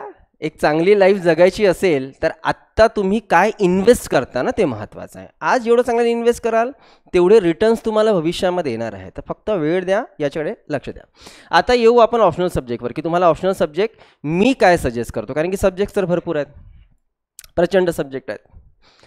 मॅक्झिमम मुलं ऑप्शनलच्या नावाने सब्जेक्ट जो घेतात ते 2 सब्जेक्ट बघायला मिळालेत नागपूरमध्ये, बरं का, दिल्लीचं नंतर सांगतो मी. नागपूरमध्ये एक तर सोशिओलॉजी घेतात आणि दुसरं घेतात अँथ्रोपॉलॉजी. हे दोन्ही सब्जेक्ट का? कारण की दोन्ही सब्जेक्ट सोपे आहेत. सोपे आहेत, अभ्यास लवकर होतो, अभ्यास होऊन जातो लवकर. पण मी कधी सजेस्ट नाही करत हे 2 सब्जेक्ट, सोशिओलॉजी किंवा अँथ्रोपॉलॉजी. Never never. आता दिल्लीला घेऊन जातो तुम्हाला आणि सांगतो की दिल्लीमध्ये ट्रेंड काय चालू आहे. दिल्लीमध्ये ऑप्शनलसाठी जो ट्रेंड चालू आहे तो ट्रेंड एकाच सब्जेक्टचा आहे आणि तो सब्जेक्ट आहे political science and international relations, PSIR. एकाच सब्जेक्ट. आता हा ऑप्शनल सब्जेक्ट जो आहे तो बाकी पूर्ण 24 सब्जेक्टपैकी कठीण आहे, पण खूप कामाचा आहे, प्रचंड कामाचा आहे. जशी जी मुलं अँथ्रोपॉलॉजी किंवा सोशिओलॉजी घेतात आणि त्याच्यासाठी जो वेगळा अभ्यास करतात, त्या सोशिओलॉजी आणि अँथ्रोपॉलॉजीचा अभ्यास तुम्हाला बाकी कुठेच कामात नाही आहेत, कुठेच कामात नाही आहेत. ते एक्स्ट्रा बर्डन पोरं घेऊन टाकतात सोशिओलॉजी अँथ्रोपॉलॉजी. का? कारण की बाबा थोडा वेळ कमी होऊन जाईल अभ्यासाचा आणि तो सब्जेक्ट जो आहे तो सोपा आहे. आणि जे मुलं स्मार्ट बेसिसवर काम करतात ती सरळ PSIR घेतात. थोडं कठीण जाईल पण कामात सगळं येईल. जर आपण PSIRच्या अनुषंगाने अभ्यास केलेला तर इथे 250 म्हणजे 500 मार्क्स तुमच्या या सब्जेक्टवर आहे. तुम्ही या अनुषंगाने अभ्यास केला तर तुम्हाला हे 250 मार्कासाठी वेगळा अभ्यास करण्याची काही गरज नाही आहे, कारण की PSIRमध्ये पॉलिटिकल सायन्समध्ये ऑलरेडी हे इंटरनॅशनल रिलेशन्स, गव्हर्नन्स आणि इंडियन पॉलिटी ॲड झाला. मग इकडे 500 मार्काचा अभ्यास केला तर इकडे तुम्हाला 250 मार्काचा वेगळा अभ्यास करण्याची काही गरज नाही. आणि सेम जर इकडे तुमचा अभ्यास झाला आहे म्हणजे हे ऑटोमॅटिकली कव्हर झालं, म्हणजे या 15 मार्क्स म्हणजे 15 क्वेश्चनसाठी सुद्धा वेगळा अभ्यास करण्याची काही गरज नाही. तुमचे प्रिलिमचे 15 मार्क्ससुद्धा 15 क्वेश्चनसुद्धा झाले कव्हर. आणि हा एकच सब्जेक्ट जो वेटेज ठेवतो आहे पॉलिटिकल सायन्स आणि इंटरनॅशनल रिलेशन्स, तो किती? तर 1750 मार्क्सची मेन्स आहे. त्या 1750 मार्क्सपैकी 250, 500 आणि हे 250 म्हणजे 750 मार्क्स जर एकच सब्जेक्ट ठेवत असेल तर याच्यापेक्षा अजून काय फायद्याची गोष्ट राहू शकते रे? विचार करा ना. एवढे सब्जेक्ट्स आहेत पण तेवढ्या सब्जेक्ट्सपैकी 1750 पैकी 750 जर या एका सब्जेक्टवर असेल तर फायद्याची गोष्ट नाही आहे का? अच्छा, दुसरी गोष्ट होती, महत्त्वाची गोष्ट सांगतोय. 750 नाही, 1000चं वेटेज जातं. कुठे जातं सांगतोय, 1000चं वेटेज कुठे जातो ते सांगतोय. इथे तुम्हाला वर्ल्ड हिस्ट्री आहे ना, वर्ल्ड हिस्ट्रीमध्ये तुम्हाला एक टॉपिक शिकायचा आहे, ज्या टॉपिकला आपण साधारणतः वर्ल्ड हिस्ट्री रिलेट करतं का? आधी इकॉनॉमिक्स येतो. इकॉनॉमिक्स जो आहे इथे इकॉनॉमिक्स, ह्या इकॉनॉमिक्समध्ये तुम्हाला एक टॉपिक शिकायचा आहे ग्लोबलायझेशन. या व्यतिरिक्त इथे तुम्हाला एक टॉपिक शिकायचा आहे सस्टेनेबल डेव्हलपमेंट. ग्लोबलायझेशन आणि सस्टेनेबल डेव्हलपमेंट जशानी तसं, ज्याला आपण सस्टेनेबल डेव्हलपमेंट म्हणतो तिथे त्याला आपण म्हणतो एन्व्हायरमेंट. ठीक आहे, सस्टेनेबल डेव्हलपमेंट कशाला म्हणतो आपण? त्याला आपण शाश्वत विकास म्हणतो. आता शाश्वत विकास काय राहू शकतो? थोडं 2 मिनटं घेतोय. याला आपण शाश्वत विकास आणि शाश्वत विकास, डेव्हलपमेंट आणि सस्टेनेबल डेव्हलपमेंट, या दोघांमध्ये अंतर काय? आपल्याला जास्तीत जास्त अधिकाधिक विकास करायचा असेल तर तुम्हाला काय करावं लागेल? अधिकाधिक तुमची नॅशनल इन्कम ग्रो करावी लागेल. बरोबर आहे. आज आपण म्हणतो की भारत हा जगातली 4th लार्जेस्ट इकॉनॉमी आहे. तर 4th लार्जेस्ट इकॉनॉमी आहे तर कशाच्या आधारावर? आपल्या देशाची GDP ही जगातली 4थ्या क्रमांकाची GDP आहे. मग GDP आपण कसं कमवतो किंवा कसं मोजतो? आपण सगळे मिळून जेवढी काही इन्कम कमवून राहिलेलो आहोत, इन्कम, त्या इन्कमला देशाच्या नॅशनल इन्कममध्ये म्हणजे GDPमध्ये कॅल्क्युलेट केलं जातं. मी जर 1 लाख रुपये कमवून राहिलो तर ते GDPमध्ये ॲड होऊन जाईल. तुम्ही जर 10,000 रुपये कमवून राहिले तर ते सुद्धा GDPमध्ये ॲड होऊन राहील. अंबानी जर 10 कोटी कमवून राहिलं ते सुद्धा GDPमध्ये ॲड होत आहे. कळते आहे का? तर सगळ्यांनी मिळून कमवलेलं उत्पन्न म्हणजे देशाचं इन्कम आहे. तर आता एक्झाम्पल घेऊया की जर माझी फॅक्टरी आहे एक्झाम्पल, आणि त्या फॅक्टरीमध्ये मी पकडून चालला किंवा मी एक थर्मल प्रोजेक्ट टाकला, आणि थर्मल प्रोजेक्ट टाकला आहे म्हणजे मला कोळसा लागेल, कोल लागेल. आता जर माझं आजचं इन्कम 1000 आहे, पण उद्या चालून जर मी इलेक्ट्रिसिटीचं प्रोडक्शन वाढवलं तर माझं इन्कम वाढेल. म्हणून राहिले, मग माझं इन्कम वाढेल तर त्यांनी काय वाढणार आहे? देशाचं नॅशनल इन्कम. अरे पण मला थर्मल प्रोजेक्टमध्ये, थर्मल एनर्जीमध्ये ते प्रोडक्शन वाढवण्याकरिता जास्तीत जास्त कोल नाही लागणार का? जेवढा जास्त कोल वापरेल तेवढं जास्त प्रोडक्शन होईल. जेवढं जास्त प्रोडक्शन होईल तेवढं जास्त देशाचं डेव्हलपमेंट होत आहे, कारण की देशाची नॅशनल इन्कम वाढते आहे. पण तुम्ही जेवढं आत्ता वापरण्याचा प्रयत्न कराल तेवढं भविष्याच्या पिढीसाठी चिंतेचा विषय नाही आहे का? कुछ रखोगे क्या सामने के लिए, कळते आहे? तर जेव्हा आपण असा विचार करतो ना, विकास तर करायचा आहे पण समोरच्या पिढीचं भविष्य लक्षात घेऊन विकास करायचा आहे, तेव्हा आपण सस्टेनेबल डेव्हलपमेंटबद्दल बोलतो, शाश्वत विकास. कळते आहे? शाश्वत विकासाची व्याख्याच ही आहे की आपण भविष्यातल्या जनरेशनच्या दृष्टिकोनाने किंवा त्यांना बघून किंवा त्यांची चिंता करून आज आपण उत्पादन घेण्याचा प्रयत्न करू, त्याला सस्टेनेबल डेव्हलपमेंट म्हटलं जातं. तर या दोन्ही बाबी तुम्हाला PSIRमध्ये जशानी तशा आहेत. इथे हिस्ट्री आहेत ना, हिस्ट्रीमध्ये आपल्याला नॅशनल मुवमेंट्स आहेत, नॅशनल मुवमेंट्स PSIRमध्ये पण आहेत, PSIRमध्ये पण आहेत. हिस्ट्रीवर सुद्धा क्वेश्चन्स पडतात तुमच्या PSIRमध्ये. एथिक्समध्ये तुम्हाला थिंकर्स शिकायचे आहेत. थिंकर्समध्ये कोण? तर प्लेटो शिकायचा आहे, ॲरिस्टॉटल शिकायचा आहे, हॉब्स शिकायचा आहे, लॉक शिकायचा आहे, वेस्टर्न थिंकर्स. हे जशानी जसे थिंकर्स आपल्याला PSIRमध्ये आहेत. गांधीजी एथिक्समध्ये आहेत, तर गांधीजी तुमच्या PSIRमध्ये सुद्धा आहेत. तर नेमकं PSIR हा एकच सब्जेक्टवर जर अभ्यास केला तर जवळपास 1750 मार्क्सपैकी 1000 मार्क्स वेटेज एक सब्जेक्ट जो आहे तो कव्हर करतो. एकच सब्जेक्ट 1000. आणि 1750 मार्क्सपैकी जो कट ऑफ जातो ना UPSCचा आतापर्यंत जो गेला आहे, तो जाऊन जाऊन किती जातो? जनरलसाठी सांगतोय, तो जाऊन जाऊन 730 ते 780च्या दरम्यान जातो. आणि मी तुम्हाला सांगितलं, आणि MPSCच्या पण एवढंच जाणार आहे, काही वेगळा जाणार नाही आहे. आणि जर असं असेल आणि जर एकच सब्जेक्ट PSIR 1000 मार्क्सचं वेटेज ठेवत असेल तर एकच सब्जेक्ट तुमचा रिझल्ट काढतो. कळते आहे का? तर त्यामुळे आपला ऑप्शनल कधीही विचारपूर्वक निमावा. आपण आपल्या क्लासमध्ये पण 1000 सब्जेक्ट चालवू शकतो, प्रॉब्लेम नाही आहे. मी मेन्सच्या ऑप्शनलला घेऊन मी हिस्ट्री शिकवू शकतो, इकॉनॉमिक्सही शिकवू शकतो, सोशोलॉजीसुद्धा शिकवू शकतो, पण आपण बिलकुल कचरा करत नाही. आपण PSIR हाच सब्जेक्ट जो आहे तो मेन्सच्या अनुषंगाने ते ऑप्शनलच्या नावाने घेत असतो, कारण की तो फायदा आहे मुलांचा. ठीक आहे? तर आपण आता जो सब्जेक्ट सुरू करणार आहोत तो एवढ्या ठिकाणी कामात येतो मोठ्या प्रमाणात. इंडियन पॉलिटीच्या नावाने जे वेटेज आहे ते वेटेज प्रचंड जास्त आहे. तर ॲटलिस्ट वेटेज कुणाचं काय, म्हणजे या सब्जेक्टचं कसं काय आहे हे क्लिअर झालं. ठीक आहे? इंडियन पॉलिटिकल सायन्स याचं वेटेज हे आपल्या सिलेबसमध्ये मोठ्या प्रमाणामध्ये जे आहे ते दिसते. त्यानंतर आपण शॉर्टमध्ये आपला इंडियन पॉलिटीचा सिलेबस बघून घेऊ की आपल्याला सिलेबसच्या नावाने काय दिलं आहे बाबा या सब्जेक्टमध्ये. सब्जेक्ट सिलेबस वास्ट आहे, मोठा आहे, तुम्हाला नोट करायचा आहे. ठीक आहे तुमचा सिलेबस, पण ॲटलिस्ट एक तोंड ओळख म्हणून तुम्हाला सगळ्या गोष्टी माहीत असाव्यात म्हणून मी सिलेबसला इथे नोट करून राहिलो. आपण सगळ्यात आधी शिकणार आहोत की आपल्या इंडियन कॉन्स्टिट्यूशनचं हिस्टॉरिकल बॅकग्राऊंड,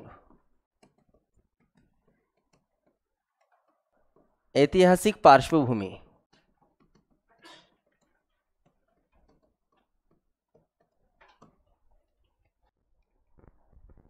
बघा, ऐतिहासिक पार्श्वभूमी आपण कशाला म्हणतो? आपण इंडियन पॉलिटी म्हणजेच इंडियन कॉन्स्टिट्यूशनबद्दल बोलून राहिलेलो.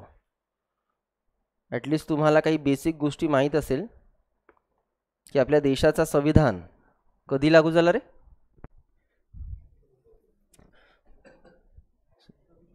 26 नोव्हेंबर 26 जानेवारी 1950. आपण रिपब्लिक डे कधी साजरा करतो? 26 जानेवारी ना. हे बघा, एक महत्त्वाची गोष्ट, मी बिलकुल असं क्रिटिसाइज नाही करतो आहे, पण या सब्जेक्टचं महत्त्व बघा. आज आपण सुरूच नाही केलं पण ॲटलिस्ट तुम्हाला बऱ्यापैकी पहिल्यांदा समजून राहिलं की अच्छा, जेव्हा संविधान लागू झाला तो 26 जानेवारी हा दिवस तो होता, आणि हा दिवस आपण गणतंत्र दिन म्हणून पाळतो, रिपब्लिक डे म्हणून पाळतो. कळते? याच्या आधी तुम्हाला ही माहीत नव्हतं की आपण गणतंत्र दिवस का पाळतो? अरे कारण की त्या दिवशी भारत हा रिपब्लिक कंट्री झालेला होता, डेमोक्रेटिक कंट्री झाला होता, सोव्हरेन कंट्री झालेला होता, म्हणून आपण 26 जानेवारी हा दिवस गणतंत्र म्हणून पाळतो. आपल्या देशाचा संविधान तयार झाला होता 26 नोव्हेंबर 1949. तो लागू झाला 26 जानेवारी 1950, 1950. तर 1950ला लागू झाला. पण या संविधान तयार करण्याचं काम कधी सुरू झालं, तर ते झालं होतं, पहिलं काम सुरू झालं होतं 9 डिसेंबर 1946. आता काही असं नोट नको करू, आपल्याला हेच बघायचं नंतर. आता हे 9 डिसेंबर 1946 पासनं जे कामकाजाला सुरुवात झाली, तर 26 नोव्हेंबर 1949ला देशाचं संविधान बनून तयार झालेला. तर या सगळ्या घटनेला 2 वर्ष 11 महिने आणि 18 दिवस लागले. एवढा काळ लागला. पण एवढ्या काळामध्ये जे काही कॉन्स्टिट्यूशनला ड्राफ्ट केलं गेलं, तर त्याची पार्श्वभूमी काय होती, म्हणजे मागणं आपण काहीतरी घेतलं आहे का, आपल्याला काही थोडंफार बॅकग्राऊंड दिसतो का आपल्या पॉलिटीचा, तर बिलकुल दिसतो. इंग्रजांनी भारतामध्ये 1773च्या रेग्युलेटिंग ॲक्टपासनं तर 1935च्या भारत प्रशासन कायद्यापर्यंत जेवढे कायदे पाठवले भारतासाठी, तो सगळा भाग झाला आपला हिस्टॉरिकल बॅकग्राऊंड. आपण हिस्ट्रीमध्ये खूप चांगल्याने शिकलो आहोत. 1773चा रेग्युलेटिंग ॲक्ट, 1784चा पीट्स इंडिया ॲक्ट, 1813चा, 1833चा, 1853चा चार्टर ॲक्ट, 1858चा राणीचा जाहीरनामा, 1861 council act, 1892 council act, 1909 Morley Minto act, 1919 Montford act आणि 1935 भारत सरकार कायदा शिकलो आहेत ना आपण. तो संपूर्ण भाग आपल्याला इंडियन पॉलिटीच्या नावाने पहिल्या चॅप्टरनी दिला आहे, पहिल्या चॅप्टरनी. आणि मी इतिहासामध्ये कायदे शिकवत असताना तुम्हाला म्हटलं होतं की जेवढे डिटेलमध्ये कायदे शिकवणार आहे मी हिस्ट्रीमध्ये शिकवणार, मी पॉलिटीमध्ये नाही शिकवणार. आपलं ऑलरेडी तिथे झालं आहे, पण तरी चिंता करू नये ज्यांचं नाही झालं. उद्याचं सेशन आपलं त्या हिस्टॉरिकल बॅकग्राऊंडसाठीच राहणार. आपण बघणार की देशाचं संविधान लागू व्हायच्या आधी देशामध्ये असे कॉन्स्टिट्यूशन होते का, कायदे आणले गेले होते का देशाचं प्रशासन चालवण्याकरिता, तर ते सगळे कायदे आपल्याला बघावे लागतात. आणि महत्त्वाची गोष्ट लक्षात घ्या की हे जे कायदे आहेत ना, या कायद्यांना घेऊन तुम्हाला हिस्ट्रीवर सुद्धा क्वेश्चन्स बनतात आणि पॉलिटीवर सुद्धा बनतात. आता हिस्ट्रीवर तर बनतीलच कारण की तो हिस्ट्रीचा भाग झाला, आणि पॉलिटीवर यासाठी बनतात कारण की तो आपल्या इंडियन कॉन्स्टिट्यूशनचा हिस्टॉरिकल बॅकग्राऊंड आहे. क्लिअर आहे. तर यात आपल्याला ब्रिटिश कालखंडातले सर्व कायदे पुन्हा एकदा रिपीट करायचे आहेत. ते आपण वर उद्याच्या सेशनमध्ये बघणार आहोत. ठीक आहे. तर पहिला चॅप्टर आपला ऐतिहासिक पार्श्वभूमीचा. दुसरा महत्त्वपूर्ण चॅप्टर ज्यावर सर्वाधिक क्वेश्चन्स बनतात जवळपास, तो आहे मेकिंग ऑफ इंडियन कॉन्स्टिट्यूशन.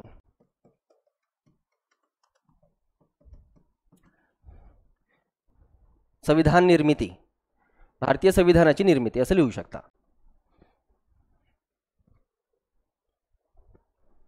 भारतीय संविधानाची निर्मिती. हां, मी काय शब्द उच्चारला, काय शब्द वापरला की तुम्हाला सर्वात जास्त क्वेश्चन या चॅप्टरवर बनतात. आहे खूपच बेसिक चॅप्टर, खूप basic.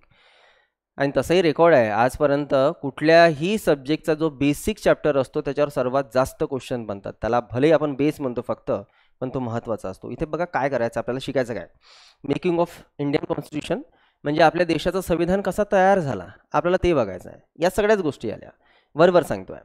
1946च्या cabinet mission प्लॅननुसार constituent assembly गठीत झाली, संविधान सभा. संविधान सभेचे इलेक्शन झाले आणि इलेक्शन्स होऊन त्या संविधान सभेमध्ये टोटल जे सीट्स होते ते होते 389, म्हणजे 389 मेंबर्स बसणार होते. इलेक्शन झाले, इलेक्शनमध्ये मग काँग्रेसचे अमुक सदस्य निवडून आले, मुस्लिम लीगचे सदस्य निवडून आले. मग निवडणुकीनंतर यांच्या बैठका पार पडल्या, कुणाच्या, संविधान सभेच्या. आणि संविधान सभेनी सगळ्यांनी मिळून भारतीय संविधान तयार करण्याचं काम केलं. पण त्यात सर्वात जास्त महत्त्वाची जी समिती होती ती होती ड्राफ्टिंग कमिटी. ड्राफ्टिंग कमिटीचे चेअरपर्सन डॉक्टर भीमराव आंबेडकर. आणि सगळ्या संविधान ड्राफ्ट करण्याची जबाबदारी त्यांच्यावर होती. प्रोव्हिजन्स त्यांना लिहायचे होते, गठीत करायची होती की सगळ्या प्रोव्हिजन्स नेमक्या काय असतील. तर त्यांनी काम केलं. मग त्यांनी आपले ड्राफ्ट जे आहे ते प्रेझेंट केलेले. किती संविधान सभेचे सेशन झालेले आहेत, किती देशांचा विचार करण्यात आलेला आहे, या सगळ्या बाबी या कॉन्स्टिट्युएंट असेंब्लीच्या मेकिंग ऑफ कॉन्स्टिट्यूशनमध्ये आपल्याला विचारलं जातं. हा जो चॅप्टर आहे हा खूप महत्त्वाचा होऊन जातो. बेसिक आहे पण बेसिक चॅप्टरवर तुम्हाला रँडमली क्वेश्चन्स बनलेले आहेत. कित्येकदा असे प्रश्न बनले आहेत की संविधान सभेच्या 9 डिसेंबरच्या पहिल्या बैठकीचे अध्यक्ष कोण होते किंवा उपाध्यक्ष कोण होते किंवा भारतीय ध्वज हा कोणी डिझाईन केलेला आहे, कारण की हे सगळं संविधान सभेच्या कामकाजामधलंच काम होतं. तर या बेसिक मुद्द्यांवर बेसिक क्वेश्चन जे आहेत ते बनतात. ड्राफ्टिंग कमिटीची स्थापना कधी झाली, ड्राफ्टिंग कमिटीमध्ये अध्यक्ष कोण होते, किती सदस्य होते, बेसिक क्वेश्चन्स बनलेले आहेत. ठीक आहे. तर मेकिंग ऑफ कॉन्स्टिट्यूशन आपण शिकणार. त्यानंतर आपण बघणार आहोत, रँडमली मांडतोय ना, एकदम सिक्वेन्सली नाही, आपण प्रिएम्बल शिकू, ज्याला आपण प्रस्तावना म्हणतो. प्रिएम्बललाच उद्देश पत्रिका सुद्धा म्हटलं जातं. ॲक्च्युली प्रिएम्बल आपल्या संविधानाचा बेस आहे आणि प्रिएम्बल तुमच्या काही खूप दूर नाही, तुमच्या बाजूला लटकवलेला प्रिएम्बल आहेत काही ठराविक त्यामध्ये शब्द की भारत हा कसा असेल, तर भारत हा सोव्हरेन असेल, डेमोक्रेटिक असेल, रिपब्लिक असेल, सोशलिस्ट असेल, सेक्युलर असेल. हे 5च सब्जेक्ट आहेत. काय द्यायचं आहे, तर भारतीय नागरिकांना जस्टिस द्यायचं आहे, लिबर्टी द्यायचं आहे, इक्विलिटी द्यायचं आहे, फ्रॅटर्निटी द्यायचं आहे. हे 4 सब्जेक्ट, वरचे 5 आणि 4 सब्जेक्ट, 4 पॉईंट्स, असे 5 आधीचे शब्द.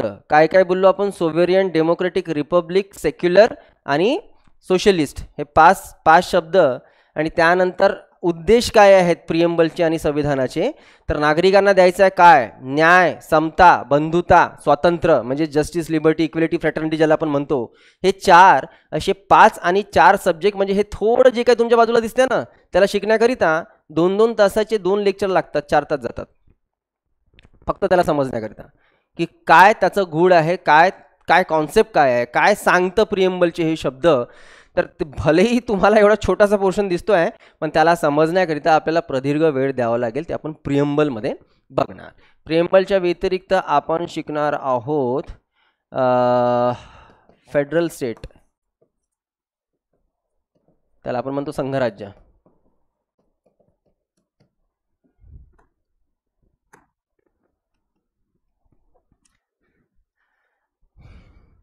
हिस्ट्री शिकत असताना खूपदा आपण यावर चर्चा केली. राऊंड टेबल कॉन्फरन्समध्ये असेल किंवा बाकी ठिकाणी भारत हा संघराज्य असावा, भारत हा संघराज्य असावा अशी डिमांड होती. आणि तुम्हाला नेहमीच म्हटलं मी की संघराज्य काय आहे ते आपण पॉलिटीमध्ये बघणार. तर बघायचं आहे, यालाही 2 लेक्चर्स लागतील. फक्त शब्द तर एकच आहे, फेडरलिझम. पण फेडरलिझम काय, ॲक्च्युली 2 शब्द असतात, फेडरलिझम आणि युनिटरी. याला आपण संघराज्य म्हणतो आणि एकात्मक राज्य म्हणतो. जगातला कुठलाही देश असेल तो एकतर संघराज्य असेल किंवा एकात्मक असेल, म्हणजे तो फेडरल असेल किंवा युनिटरी असेल. जसं आपण जर अमेरिकेचा विचार केला तर अमेरिका फेडरल स्टेट आहे. आपण जर इंग्लंडचा विचार केला तर इंग्लंड हा युनिटरी स्टेट आहे. भारत कसा आहे तर त्याला आपण नंतर बघत बसू की नेमकं देशाची रचना कशी आहे. तसं तर कॉन्स्टिट्यूशन म्हणतो की India that is Bharat shall be a union of state. तर हे जे युनियन ऑफ स्टेट हा जो शब्द निघतो आहे त्याचा अर्थ काय ते आपण बघणार आहोत, जे आपण फेडरल स्टेट शिकणार. ठीक आहे. हां, त्यानंतर सोर्सेस ऑफ कॉन्स्टिट्यूशन, संविधानाचे स्रोत. आपल्याला फंडामेंटल राईट्स आहेत, आपल्याला फंडामेंटल ड्युटीज आहेत, आपले किंवा राज्याचे सुद्धा काही ड्युटीज आहेत. राज्य, अच्छा मी जेव्हा राज्य म्हणेल तेव्हा मी कुणाबद्दल बोलत राहील, देशाबद्दल अथवा भारत शासनाबद्दल. ठीक आहे. राज्य म्हणजे महाराष्ट्र राज्य किंवा बंगाल राज्य असं नव्हे. आपण जॉग्राफिकली असे शब्द वापरू शकतो. आपण जेव्हा पॉलिटीमध्ये राज्य म्हणतो, राज्य स्टेट म्हणजे आपण देशाबद्दल बोलतो, आपण शासनाबद्दल बोलतो. ठीक आहे. तर त्या राज्याचे सुद्धा काही रिस्पॉन्सिबिलिटीज, काही ऑब्लिगेशन्स असतील, काही ड्युटीज असतील. त्याला आपण म्हणतो DPSPs, त्याला आपण म्हणतो directive principle of state policies, त्याला आपण मराठीमध्ये म्हणतो राज्याचे नीतिनिर्देशक तत्वे. तर हे जे राईट्स आहेत, ड्युटीज आहेत, DPSPs आहेत, या व्यतिरिक्तही आपल्या संविधानामध्ये असे भरपूरशा वैशिष्ट्ये आहेत. ते आपण कुठून ना कुठून तर घेतले असतील. अच्छा, कुठून ना कुठून तर काय, तर त्यालाही आपण समजून घेऊया. जसं भारतीय संविधानावर एक टीका केली जाते जी खूप कॉमन टीका आहे, आणि ती अशी की भारतीय संविधान हा पूर्णच्या पूर्ण उसनवारीवर उचललेला आहे. उसनवारी समजते, आपण कुठून तरी बॉरोविंग केलेलं आहे. बॉरोविंग म्हणजे काय, आपण या देशातनं घेतलं, त्या देशातनं घेतलं, हे असं टीका केली जाते. टीका बिलकुल मान्य आहे, बिलकुल मान्य आहे. आज जर आपल्याला फंडामेंटल राईट्स दिसतात तर फंडामेंटल राईट्स आपण कुठनं घेतले आहेत, अमेरिकन कॉन्स्टिट्यूशनमधनं. आज जर आपल्याला व्हाईस प्रेसिडेंट दिसतो तर व्हाईस प्रेसिडेंट आपण कुठनं घेतला आहे, अमेरिकन कॉन्स्टिट्यूशनमधनंच. आपल्या देशामध्ये फर्स्ट पास पोस्ट सिस्टम आहे ती कुठनं घेतली आहे, इंग्लंडमधनं घेतली आहे. आपल्या देशामध्ये इमर्जन्सी आहे तर इमर्जन्सी आपण कुठनं घेतलेली आहे. या सगळ्या बाबी आपण कुठून ना कुठून घेतल्या आहेत. पण यात काही शर्मेची गोष्ट नाही आहे, काही शर्मेची गोष्ट नाही आहे. टीका करण्यावाल्यांना डोकं कमी, त्यामुळे टीका करायला काही लागत नाही. एक साधं एक्झाम्पल सांगता. तुम्ही भविष्यामध्ये मोठे अधिकारी झाले आणि एवढा पैसा कमवला अंडर द टेबल की उसको रखने के लिए जगह नहीं. तुमच्याकडे करोडोची संपत्ती झाली आणि तुमची एकच इच्छा होती की बॉस एक दिन ऐसा आलिशान घर बनाऊंगा की पूरी दुनिया देखती ही रह जाएंगी. तुम्ही जगातला सगळ्यात मोठा सिव्हिल इंजिनियर धरला, आर्किटेक्चर धरला, आणि त्याला म्हटलं आर्किटेक्टला की बाबू मला तू करोडो घे, पण तू असं घर बनवून दाखव की ज्या घराची एक सिंगल डिझाईन सुद्धा जगातल्या इतर कोणत्याच घराशी मॅच नाही व्हायला पाहिजे. बनवू शकेल?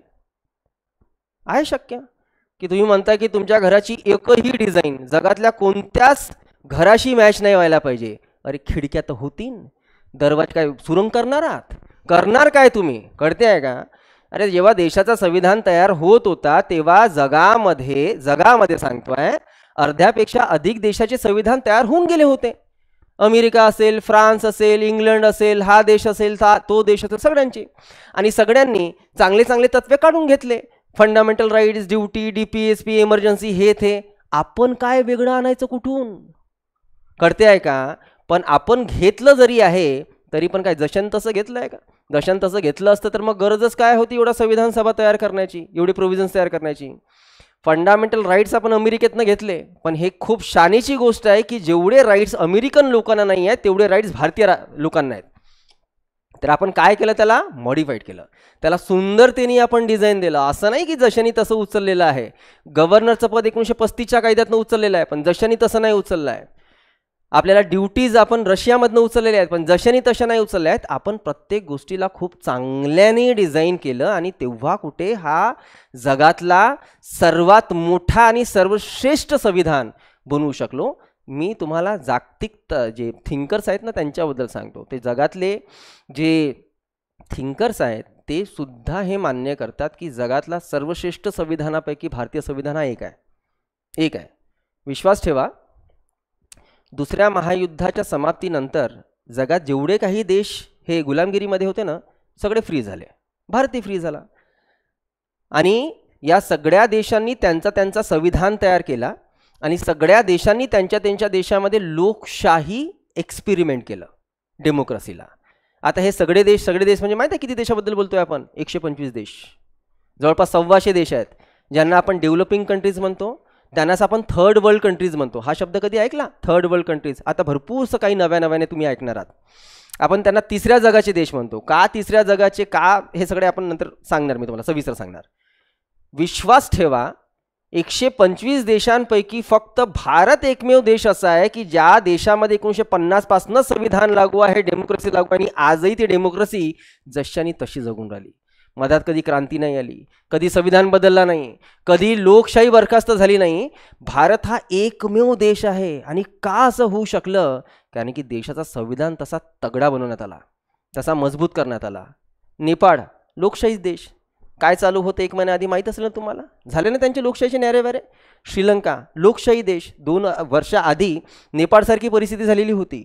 बांगलादेश लोकशाही देश, काय झालं? मागच्या वर्षी पडून आली होती ना हसीना मान जाएंगी भारतामध्ये. अरे तिथली जी प्रधानमंत्री होती रे हसीना, ती आली होती की नाही भारतामध्ये? तर सांगतोय जगात प्रत्येकच देशामध्ये, ते देश ना जे दुसऱ्या महायुद्धानंतर स्वतंत्र झालेले, त्यांनी प्रॉब्लेम सहन केलेले आहेत. का? त्यांच्या संविधानामध्ये कुठेतरी त्रुटी होत्या, त्यांच्या संविधानामध्ये कुठेतरी कमतरता होत्या. पण हा संविधान असा तयार करण्यात आला की तो एवढी त्याची नीव ज्याला म्हणतो, ज्याला आपण त्याचा बेस म्हणतो, तो एवढा तगडा आहे की त्याला हलवणे हे कठीण आहे. ठीक आहे. तर आपल्याला आपल्या संविधानामध्ये ज्याही बाबी घेतल्या आहेत, आपले रिसोर्सेस काय आहेत, त्या रिसोर्सेसवर तुम्हाला जर बघायला गेलं तर फक्त एक पेजवर हा टॉपिक आहे, एक सिंगल पेज हा टॉपिक आहे. पण जवळपास दरवर्षी यावर प्रश्न बनतो. दरवर्षी तुम्हाला विचारलंच जाणार, हमखास विचारला जाणार की इमर्जन्सी ही प्रोव्हिजन खालीलपैकी कोणत्या देशातनं घेतली आहे? मॅच द पेअरवर तर हमखास क्वेश्चन बनतात. 4 मुद्दे दिले जातील, जसं एक एक्झाम्पल घेऊ, राईट, इमर्जन्सी, ड्युटी, DPSP. इकडे देश दिले जातील आणि विचारलं जाईल की सांगा कुठनं काय घेतलं आहे. मॅच द पेअरवर हमखास क्वेश्चन बनतात. याला एकदम रगडून आपल्याला बघायचं आहे, कारण की दरवर्षीचे फिक्स क्वेश्चन यावर आहेत. ठीक आहे. तर सोर्सेस आपण बघू. त्यानंतर आपण जाणार आहोत आपल्या संविधानाच्या पार्ट 1 मध्ये, ज्याला आपण म्हणतो स्टेट, राज्य. आर्टिकल 1 to आर्टिकल 4 इथे राज्याबद्दलच्या तरतुदी आहेत. काय आहेत ते आपण नंतर शिकत बसूच. तुम्हाला कॉन्स्टिट्यूशनच्या नावाने काय शिकायचं आहे? विशेषतः आर्टिकल्स, ज्याला आपण प्रोव्हिजन्स म्हणतो, सेक्शन्स म्हणतो. तर आज भारतीय संविधानामध्ये किती आर्टिकल्स आहेत माहीत आहेत का? किंवा भारताचा संविधान जेव्हा तयार झाला 1950ला तेव्हा किती आर्टिकल्स होते? काय आयडिया कुणाला? 395. आज भारतीय संविधानामध्ये 465+ आर्टिकल्स आहेत. तर या 465 पैकी पकडून चाला की तुम्हाला जवळपास माझ्यातर्फे 250 ते 250 आर्टिकल शिकवणार आहेत, जेवढे कामाचे आहेत. कारण की सगळेच कामाचे नाही आहेत, जेवढे काय कामाचे आहेत ते आपण शिकणार आहोत. तर बिलकुल आर्टिकल 1 to 4 म्हणजे 1 2 3 4 हे जे 4 आर्टिकल्स आपण ज्यांच्यावर खर्च केली ते राज्यावर खर्च केली, की काय कशा प्रकारे राज्याची निर्मिती आणि ऑल दॅट पूर्ण कन्सेप्टवाला विषय आहे, त्याला आपण बघणार असं राज्य शिकत असताना. त्यानंतर आपण शिकणार आहोत नेक्स्ट टॉपिक लगेच शिकणार आहोत सिटिझनशिप, नागरिकत्व.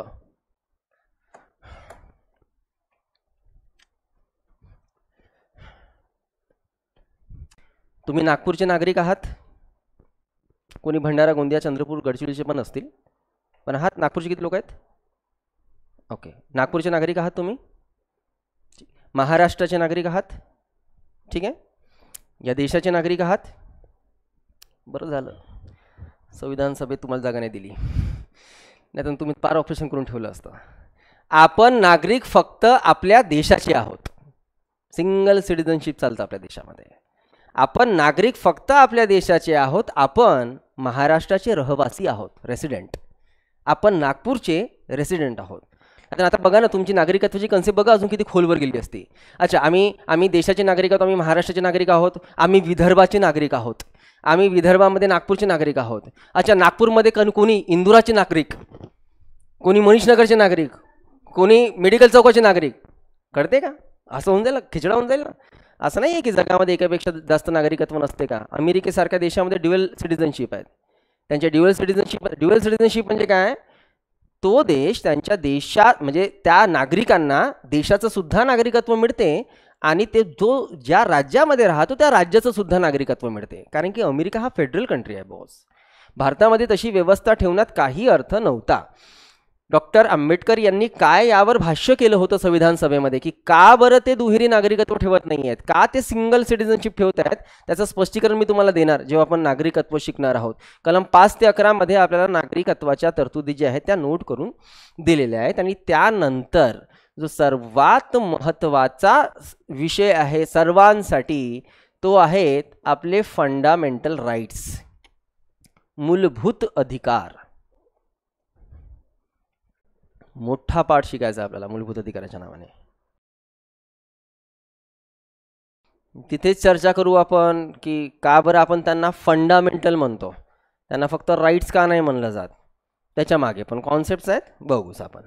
फंडामेंटल राईट्स नंतर आपण शिकणार आहोत directive principles of state policies, DPSP, राज्याचे नीती निर्देशक तत्वे, directive principle of state policies, राज्याचे नीती निर्देशक तत्वे.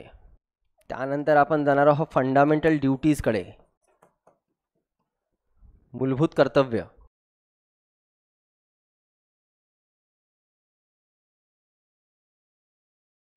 तुम्हाला फंडामेंटल राईट्सच्या नावाने कोणते कोणते अधिकार दिले आहेत?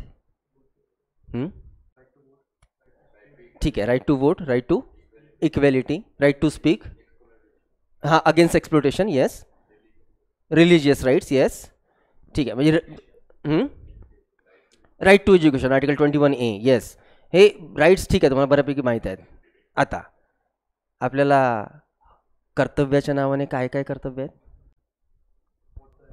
वोट नाही आहे, पण जे राहायला पाहिजे होतं पण नाही आहे बाळा. बंधुभाव, येस, अजून नाही. कारण की बघा कसं आहे, आपल्याला हक्काबद्दल बऱ्यापैकी माहीत असते, कर्तव्याची गोष्ट येते तेव्हा म्हणतो आपल्याला माहीत काय आहे ते. कारण की कर्तव्य म्हटलं तर हे तर काम झाले, बरोबर आहे. हक्क म्हटलं तर ते तर आपल्याला भेटणं झालं. म्हणजे घरी मस्त आरामात बसल्या तुम्ही, टी व्ही बघून राहिले, ओरडून राहिले, आई चहा घेऊन ये, आईने चहा दिला, अधिकार आहे तुमचा. गाजून राहिले, आई म्हणते बाळा जा रे, दळण घेऊन ये रे, तुम्ही म्हणता हाईट मी नाही जाणार. म्हणजे आपण काय करतोय, कर्तव्याला टाळतोय.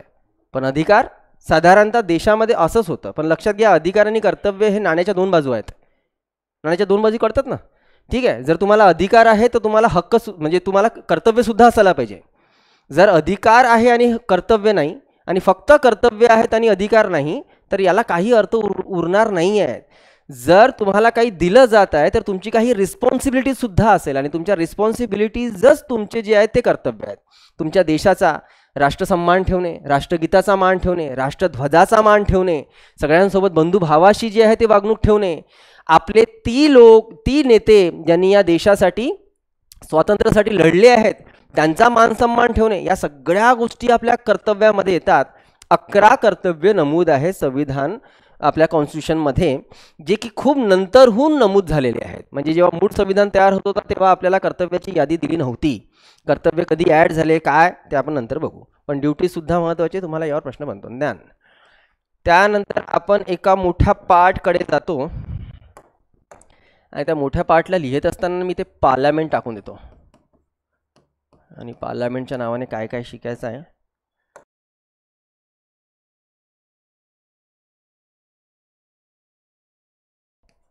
इथे आपण प्रेसिडेंट, व्हाईस प्रेसिडेंट,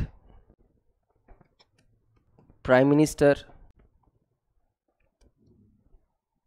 प्राईम मिनिस्टरचं काउन्सिल ऑफ मिनिस्टर त्याला म्हणतो आपण, ज्याला आपण मंत्रिमंडळ म्हणतो. President, vice president, prime minister, council, या व्यतिरिक्त लोअर हाऊस म्हणजे लोकसभा, अप्पर हाऊस म्हणजे राज्यसभा.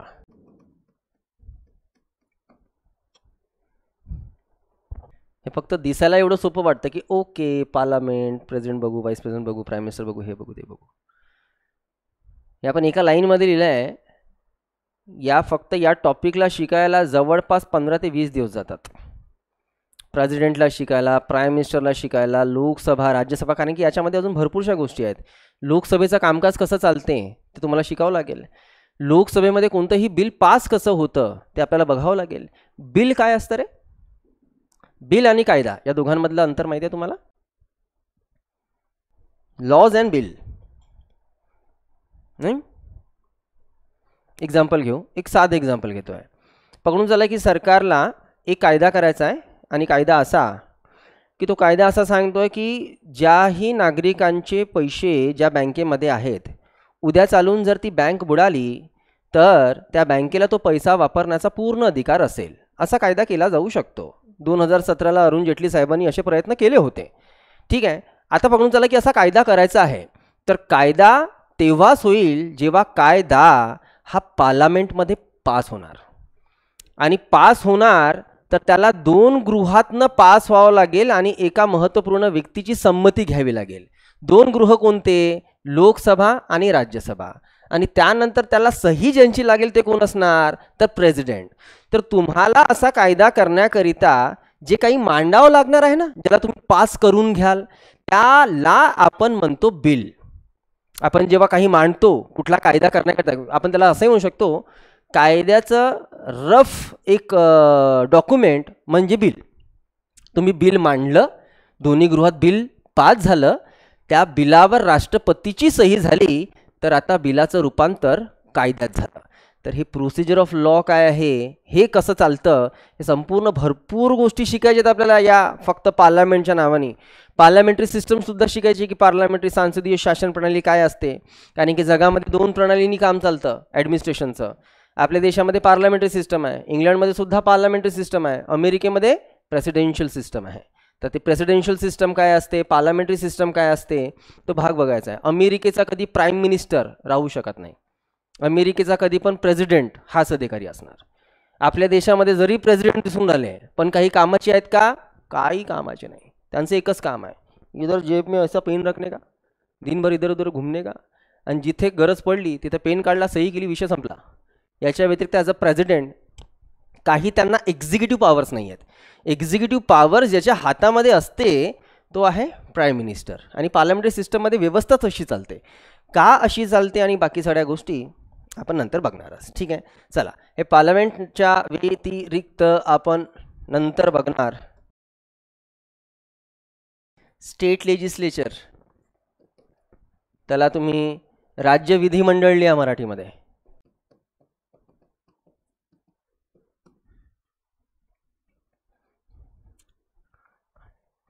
आणि स्टेट लेजिस्लेचरच्या नावाने पुन्हा काय शिकणार आहोत आपण? काय वेगळं नाही, जे वर आहे त्यांनाच खाली आणायचं आहे, फक्त नाव बदलवायची आहेत.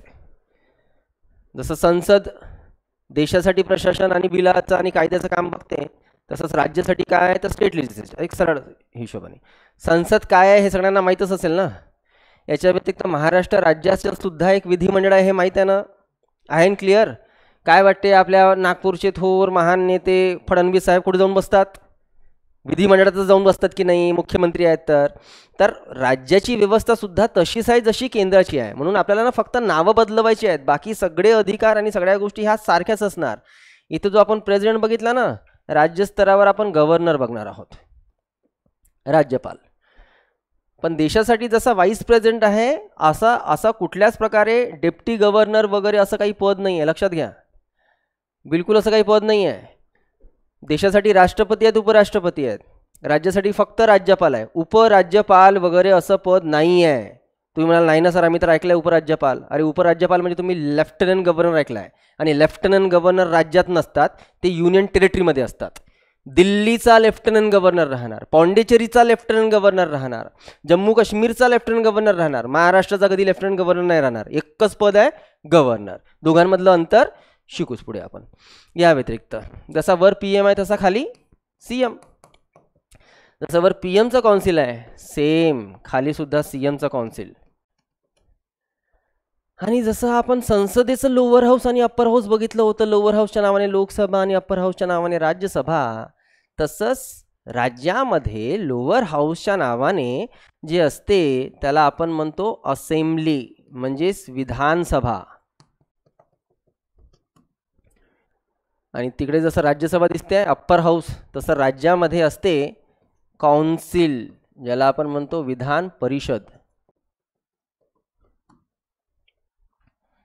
या सगळ्यांच्या रचना शिकायच्या आहेत आपल्याला. काय कंपोजिशन असतं, काय स्ट्रक्चर असतं, काय नेचर आहे या हाऊसचं, सगळा भाग आपल्याला कव्हर करायचा आहे. डन. नेक्स्ट हेडिंग टाका सरळ, ज्युडिशरी, न्यायव्यवस्था. काय वाटते तुम्हाला, न्यायव्यवस्था किंवा ज्युडिशरीच्या नावाने आपल्याला काय काय शिकायला पाहिजे? सुप्रीम कोर्ट, हायकोर्ट्स, आणि सगळ्यात खालचे जे असतात ते सबऑर्डिनेट कोर्ट्स, ज्याला आपण लोअर कोर्टसुद्धा म्हणतो. ठीक आहे. सो या सर्वात वरच्या भागामध्ये जी रचना आहे ती सुप्रीम कोर्ट, सुप्रीम कोर्टच्या खाली हाय कोर्ट्स, हाय कोर्टच्या खाली लोअर कोर्ट टाका किंवा सबऑर्डिनेट कोर्ट्स टाका. पण याच्या व्यतिरिक्तही अजून काही रचना असते, इथे आता मांडण्याची गरज नाही आहे, आपण शिकणार आहोत. जसं ग्राम न्यायालय ही एक व्यवस्था असते, लोक अदालत ही एक व्यवस्था आहे. काय ग्राम न्यायालय, काय लोक अदालत आहे ते आपण बघणार आहोत. Supreme court, high court, lower court सगळ्यात खाली. जसं इकडे तुम्ही आकाशवाणी चौकामध्ये गेला असता, तिथे आपण नागपूर जिल्हा म्हणतो ना, तर नागपूर जिल्ह्यामध्ये जिथे जिल्हा परिषद आहे रे, त्या नागपूर जिल्ह्यामध्ये तुम्हाला नागपूरचं जिल्हा कोर्टसुद्धा दिसेल ना, तर ते जे नागपूरचं जिल्हा कोर्ट आहे तेच आहे लोअर कोर्ट. ठीक आहे. या व्यतिरिक्त महाराष्ट्रासाठी बॉम्बे हायकोर्ट आहे, आणि या व्यतिरिक्त देशासाठी सुप्रीम कोर्ट आहे. तर ती एक रचना आहे सिंगल ज्युरिडिक्शनची, ती कशी काय ते आपण बघणार आहोत. ज्युडिशरीच्या व्यतिरिक्त टाकाल attorney general, attorney general, then advocate of state आणि कॅग. AG अटर्नी जनरल, त्याला महाधिवक्ता असं काहीतरी म्हणतो आपण मराठीत, अटर्नी जनरलला महाधिवक्ताच. ॲडव्होकेट ऑफ स्टेट, त्याला राज्याचा महाधिवक्ता लिहू शकता. आणि कंट्रोलर अँड ऑडिटर जनरल म्हणजे कॅग. आता फक्त कॅग लिहिलं तरी चालेल, आणि मला पूर्ण विश्वास आहे तुमच्यावर की तुम्ही पहिल्यांदाच असे नावं बघून राहिले. काय AG, OG, लेजी, सुनोजी काय आहे माहीत नाही आहे. AG काय आहे, अटर्नी जनरल. आता मला सांगा, जर ज्युडिशरी आहे तर ज्युडिशरीमध्ये केसेस जातात, तर त्या केसेसमध्ये केंद्र सरकार अथवा राज्य सरकारचे केसेस जात असतील का रे? मला सांगा, तुम्हाला केंद्र सरकारच्या विरोधामध्ये केस टाकण्याचा अधिकार आहे? राज्य सरकारच्या विरोधामध्ये केस टाकण्याचा अधिकार आहे? बिंदास आहे. आणि देशाचं संविधान लागू झाल्यापासनं पहिल्या वर्षापासनं आपण केंद्र सरकारवर केसेस टाकले आहेत. का नाही टाकावं? आपला अधिकार आहे. नाही, मला सांगा की तुमच्या जर सरकारने कुठला काही कायदा केला आणि त्या कायद्यानुसार जर तुमच्या फंडामेंटल राईट्सवर रिस्ट्रिक्शन्स येऊन राहिलेले, तर तुम्हाला पूर्ण अधिकार आहे की तुम्ही केंद्र सरकारच्या विरोधामध्ये केस टाकू शकणार. असे कित्येक केसेस गेले. गोपालन केस, गोलकनाथ केस, केशवानंद भारती केस, माइलस्टोन केस होती केशवानंद भारती केस, मिनर्वा मिल्स, या व्यतिरिक्त ही वामनराव केस असेल, या व्यतिरिक्त असे कित्येक केसेस, हे सगळे केसेस आपल्याला नंतर शिकायचे आहेत. बिनदास केंद्र सरकारच्या विरोधामध्ये केसेस जातात, राज्य सरकारच्या विरोधामध्ये केसेस जातात. आणि मजेची गोष्ट की गेलेल्या केसेसमध्ये कित्येकदा केंद्र सरकार हरलं आहे. कित्येकदा केंद्र सरकार हरलं आहे म्हणतोय मी. का? कारण की सुप्रीम कोर्ट बघते की अच्छा, सरकारने केलेले कायदे हे कुठल्या व्यक्तीच्या अधिकारावर बाधा आणून राहिले का? आणत असतील, संसद खतम. संसदेने केलेला कायदा फिनिश. त्याला आपण सुप्रीम कोर्टचा खूप प्रिशियस राईट म्हणतो. या राईटला आपण म्हणतो ज्युडिकल रिव्ह्यू. द पॉवर ऑफ ज्युडिकल रिव्ह्यूच्या तत्वानुसार सुप्रीम कोर्टला पूर्ण अधिकार आहेत की सुप्रीम कोर्ट संसदेने केलेले कायदे रद्द करू शकते. असे भरपूरसे आपल्याला केसेस बघायचे आहेत. पण मुद्दा असा आहे की आता हा अटर्नी जनरल कोण, तर आपण म्हणतोय की आपण जर केंद्राच्या विरोधामध्ये केस टाकू शकतो, तर सुप्रीम कोर्टमध्ये जर केस गेली तर केंद्र सरकारची बाजू मांडणारा त्यांचा कोणी ना कोणी वकील असेल ना, तर केंद्र सरकारच्या वकिलाचं जे पद आहे article 165 attorney general, 176 attorney general. आणि तसंच राज्याच्या विरोधामध्ये सुद्धा आपण केस टाकू शकतो. आणि राज्याच्या विरोधात टाकू शकतो तर राज्याचा सुद्धा वकील असेल, तर जो राज्याचा वकील असेल तर आता सरळ सरळ लिहिलं आहे आपण ॲडव्होकेट ऑफ स्टेट आर्टिकल 165 मध्ये याची प्रोव्हिजन आहे. तर हा केंद्राचा वकील झाला, हा राज्याचा वकील झाला. क्लिअर? ठीक आहे. दुसरी महत्त्वाची गोष्ट, आता हा जो पद लिहिला आहे आपण कॅग, हा काय प्रकार आहे? Controller and auditor general. त्याला आपण महालेखा परीक्षक असं काहीतरी मराठीमध्ये म्हणतो. नियंत्रक आणि महालेखा परीक्षक असं त्याला म्हटलं जातं मराठीमध्ये. सरकार दरवर्षीच्या बजेटमध्ये आपल्या दोन महत्त्वपूर्ण मुद्द्यांना मांडते. एक, सरकारला होणारं एक्सपेक्टेड इन्कम किती आहे आणि सरकार त्या पैशातनं खर्च कुठे कुठे करेल. सरकारला इन्कम कुठनं मिळणार आहे? काय वाटतंय? टॅक्स. तुम्ही टॅक्स भरता का? भरता. अरे भरता ना रे. वरच्या दुकानात जाल किंवा बाजूच्या दुकानात जाल, एक रजिस्टर घ्याल, तर ते रजिस्टरचे पेमेंट करत असताना तुम्ही काय इनडायरेक्ट टॅक्स नाही भरत? GST भरता ना. पेन घेता, पेट्रोल टाकता. काय चालू आहे पेट्रोल? भरपूर दिवस झाले वाटते टाकलं नाही तुम्ही, आठवती नाही आहे. 106 काहीतरी आहे, 105 106 जे काही आहे. या पेट्रोलचा भाव आपण टॅक्स काढून जर काढला, इकॉनॉमिक्समध्ये पूर्ण ऑपरेशन करून दाखवला तुम्हाला, विथ प्रूफ देतो हूँ मैं, ऐसे कोई बात फालतू की नहीं करता. आपण जर टॅक्स काढून जर पेट्रोलचा भाव काढला तर तो 43-44 रुपये बेसिक रेट. वरचं जे तुम्ही देऊन राहिलं ना 106 रुपये, हे सगळे वरचे टॅक्सेस आहेत, सगळे वरचे टॅक्सेस आहेत. तर तुम्ही भरताच ना, टॅक्स भरता ना. आता हे जे GST आहे हे कुणाला चाललं आहे? सरकारला चाललं आहे. तर सरकारला चाललं तर सरकारची इन्कम आहे ना रे, आहे की नाही? आणि सरकार त्याच इन्कममधनं एक्सपेंडिचरसुद्धा करणार. आता एक्सपेंडिचर काय? जसं पकडून चला की आता नितीन गडकरी झाले, आता 11 वर्ष झाले एकच काम करून राहिले, पुलं बांधणे, रस्ते बांधणे, सिमेंटीकरण करणे. तर या सगळ्या गोष्टी काय फ्रीमध्ये होतात का? पैसा लागेल ना. एज्युकेशन मिनिस्टर नवीन नवीन पॉलिसी आणणार, ती गोष्ट वेगळी की आणली जात नाही. जिथे कॉलेजेस आणि स्कूल ओपन व्हायला पाहिजे तिथे बंद होऊन चालले आहेत दिवसांदिवस. जा UP बिहारमध्ये भलतीच परिस्थिती चालू आहे तिकडे. एक करता तिथे शाळांवर लॉक लागून राहिलेले. म्हणजे जिथे आपण 21st सेंचुरीमध्ये शिक्षणाचा विकास करायला पाहिजे तिथे शाळा बंद होत आहेत. ही ठीक आहे, गांभीर्याची गोष्ट, नंतर आपल्याला सगळ्या गोष्टी यावर डिस्कशन करायचं आहे. पण ही मंडळी खर्च नाही का करतील? जे काही त्यांचे डिपार्टमेंट्स आहेत त्याच्यासाठी खर्च होणार. मग सरकारने आता विचार करा, एक्झाम्पल घेऊ. नितीन गडकरी साहेब म्हणून राहिलेले की बाबा मला या वर्षी नागपूरमध्ये सर्वत्र वर फ्लायओव्हर बांधायचे आहेत, आकाशच दिसणार नाही यांना. तर आता जे काही त्यांना या कामासाठी पैसा खर्च लागेल तेवढा पैसा सँक्शन होईल की नाही त्यांच्या नावाने? आता तो पैसा सँक्शन झाला, तो गेला आता गडकरी साहेबांकडे, म्हणजे त्यांच्या डिपार्टमेंटकडे. साहेब काम करतील तर जेवढा पैसा सँक्शन झाला होता तेवढा बरोबर पैसा खर्च झाला की नाही याची काय तपासणी करणे आवश्यक नसणार का? आवश्यक असेल की नाही?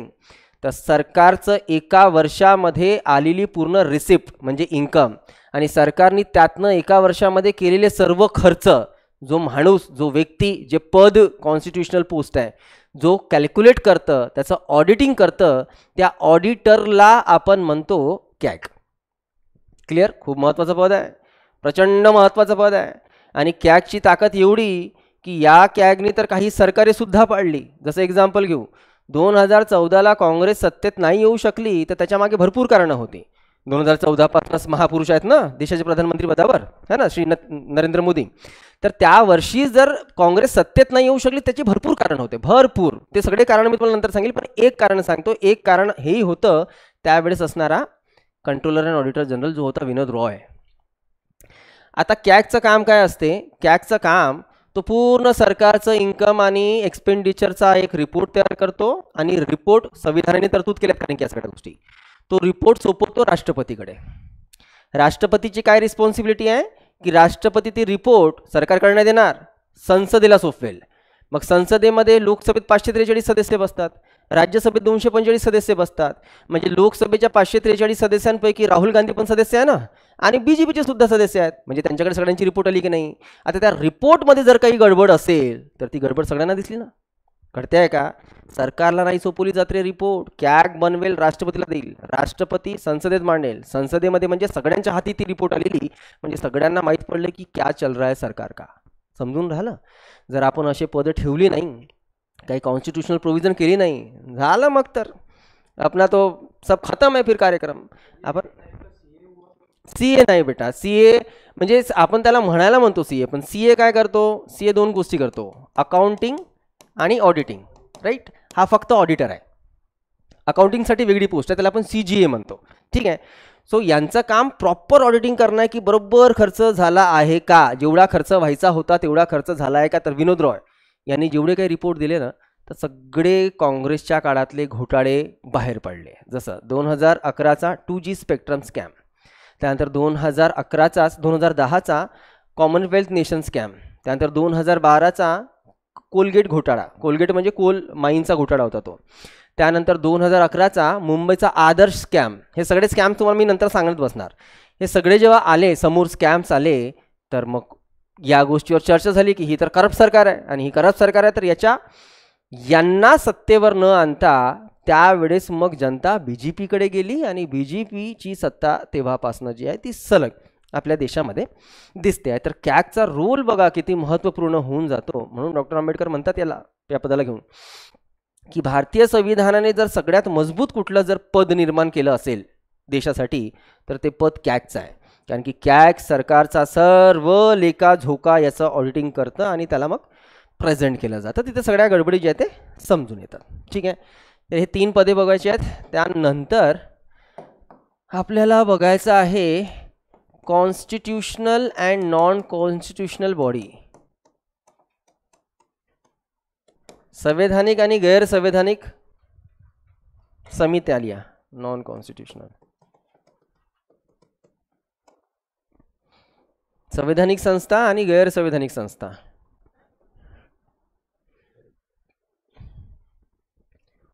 भरपूर मोठं आहे ते, काहीच नाही, मी फक्त बरोबर सांगतो. जसं संवैधानिक संस्थेमध्ये इलेक्शन कमिशन आर्टिकल 324 मध्ये त्याची प्रोव्हिजन आहे. तर प्रोव्हिजन कॉन्स्टिट्यूशनमध्ये आहे म्हणजे ती कोणती संस्था झाली? संवैधानिक. ठीक आहे. जसं union public service commission article 315, state public service commission कलम 315 संविधानामध्ये तरतूद आहे ना, तर त्या सगळ्या संवैधानिक संस्था झाल्या. पण जसं एक्झाम्पल घेऊ, युनियन ह्युमन राईट्स कमिशन ही याला म्हणजे संविधानामध्ये जागाच नाही दिली गेली, पण संस्था खूप महत्त्वाची आहे.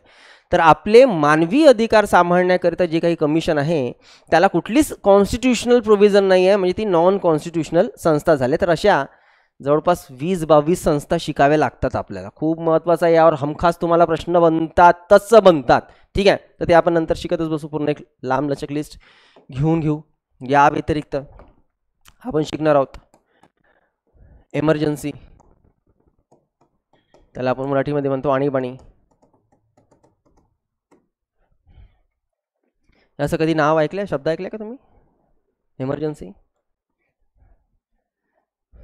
पण पर्सनल लेवलवर नाही, असं देशाला घेऊन एमर्जन्सी काय असतं, कारण की याच वर्षी आहे ना की मागच्या वर्षी इमर्जन्सीवर तर चांगलीच चर्चा झाली की इंदिरा गांधीने इमर्जन्सी लावली होती 1975ला, कारण की त्याला आता 50 वर्ष झाले ना रे 2025ला. 50 वर्ष आधी काळा वर्ष होता and all that, no doubt ते सगळं जे होतं ते चुकीचं होतं, पण त्याच्या मागची कारणं काय आणि सगळ्या गोष्टी ते आपण शिकणार आहोत. इमर्जन्सी 3 प्रकारच्या असतात बाळांनो. आर्टिकल 352 नॅशनल इमर्जन्सी, आर्टिकल 356 ज्याला आपण प्रेसिडेन्शियल रूल म्हणतो, आणि article 360 financial emergency. Depends situation काय त्यानुसार आपण कलम 352 किंवा 356 किंवा 360चा वापर करू शकतो. खूप लांबलचक हाई टॉपिक आहे, तुम्ही फक्त एवढं लिहून ठेवा आर्टिकलनुसार. कलम 352 राष्ट्रीय आणीबाणी नॅशनल इमर्जन्सी, 356 प्रेसिडेन्शियल रूल राष्ट्रपती राजवट, नॅशनल इमर्जन्सी राष्ट्रीय आणीबाणी, प्रेसिडेन्शियल रूल राष्ट्रपती राजवट, आणि आर्टिकल 360 फायनान्शियल इमर्जन्सी.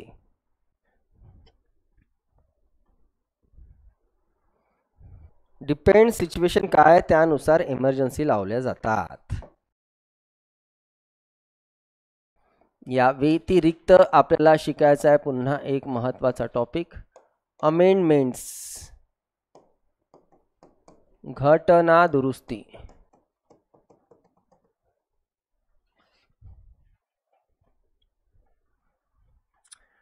घटना दुरुस्ती अमेंडमेंट्स हा प्रकार काय आयडिया आहे? आपण आपल्या देशाचं संविधान 1950 पासून लागू केलेला, आज एवढे 75 वर्ष झालेलीत. तर या 75 वर्षामध्ये आपल्याला त्या संविधानाच्या काही प्रोव्हिजन्सला बदलवण्याचा कधी ना कधी तर वेळ आला असेल रे. होऊ शकते की आता कुठली एक प्रोव्हिजनची खूप जुनाट झाली आहे, ती आजच्या जनरेशनला लागू नाही पडत, तर त्याला तर बदलावं लागेल ना, सुधारणा करावं लागेल. तर आपण जेव्हा संविधानाच्या कलमांमध्ये दुरुस्त्या करू, त्या दुरुस्त्यांना आपण म्हणतो घटना दुरुस्ती. घटनेमध्ये करण्यात आलेली दुरुस्ती. एकतर आपण कलम काढू शकतो किंवा त्यामध्ये बदल करू शकतो किंवा एक नवी कलमसुद्धा ॲड करू शकतो, त्यासाठी मात्र अमेंडमेंट केली जाते. तर हा सुद्धा एक टॉपिक. आजपर्यंत 106 घटना दुरुस्त्या झालेल्या आहेत, तर त्या काय घटना दुरुस्त्या होत्या तो भाग आपल्याला बघायचा आहे. लास्ट पॉइंट टाका, पंचायत राज, ज्याला आपण लोकल बॉडीज म्हणणार. स्थानिक स्वराज्य संस्था लिहू शकता मराठीत. पंचायत राज, स्थानिक स्वराज्य संस्था. इथे कम्प्लिटली तुमचं झेडपी, जिल्हा परिषद, पंचायत समिती, ग्रामपंचायत, महानगरपालिका, नगरपालिका, नगरपंचायती या सगळ्या बॉडीज ज्या आहेत ना त्या शिकाव्या लागतात की त्यांच्या प्रोव्हिजन्स कशा चालतात. मेन्सशी रिलेटेड टॉपिक आहे. मेन्समध्ये यावर तुम्हाला हमखास प्रश्न बनतात. ठीक आहे. अजूनही काही बाबी आहेत छोट्या मोठ्या ज्याला नोट करण्याची गरज नाही आहे. बाकी तुमचं या प्रकारे एवढे किती नंबर्स ॲटलिस्ट तुम्ही दिलेत नंबरिंग केलं 18 एवढे साधारणतः जे मुख्य घटक आहेत हे पुढच्या जवळपास 3-3.25 महिन्यात आपल्याला कव्हर करायचं आहे. त्यातला पहिलाच चॅप्टर म्हणजेच हिस्टॉरिकल बॅकग्राऊंड एका दिवसाचं काम असते, तसंही वीकेंड आहे. बोरिंग पार्ट असतो. फक्त कायदे बघावे लागतात की संविधानाच्या निर्मितीच्या आधी कोणकोणते कायदे भारतामध्ये लागू केले होते ब्रिटिश रूलच्या काळामध्ये. ऑलरेडी हिस्ट्रीमध्ये आपलं झालं आहे, पण तरीही त्याला आपण त्याचं रिकॅप करून घेऊया उद्याच्या सेशनमध्ये, आणि परवापासून मग मेकिंग ऑफ कॉन्स्टिट्यूशन मंडेपासून आपण सुरू करू. ठीक आहे. चला बाकी भेटू.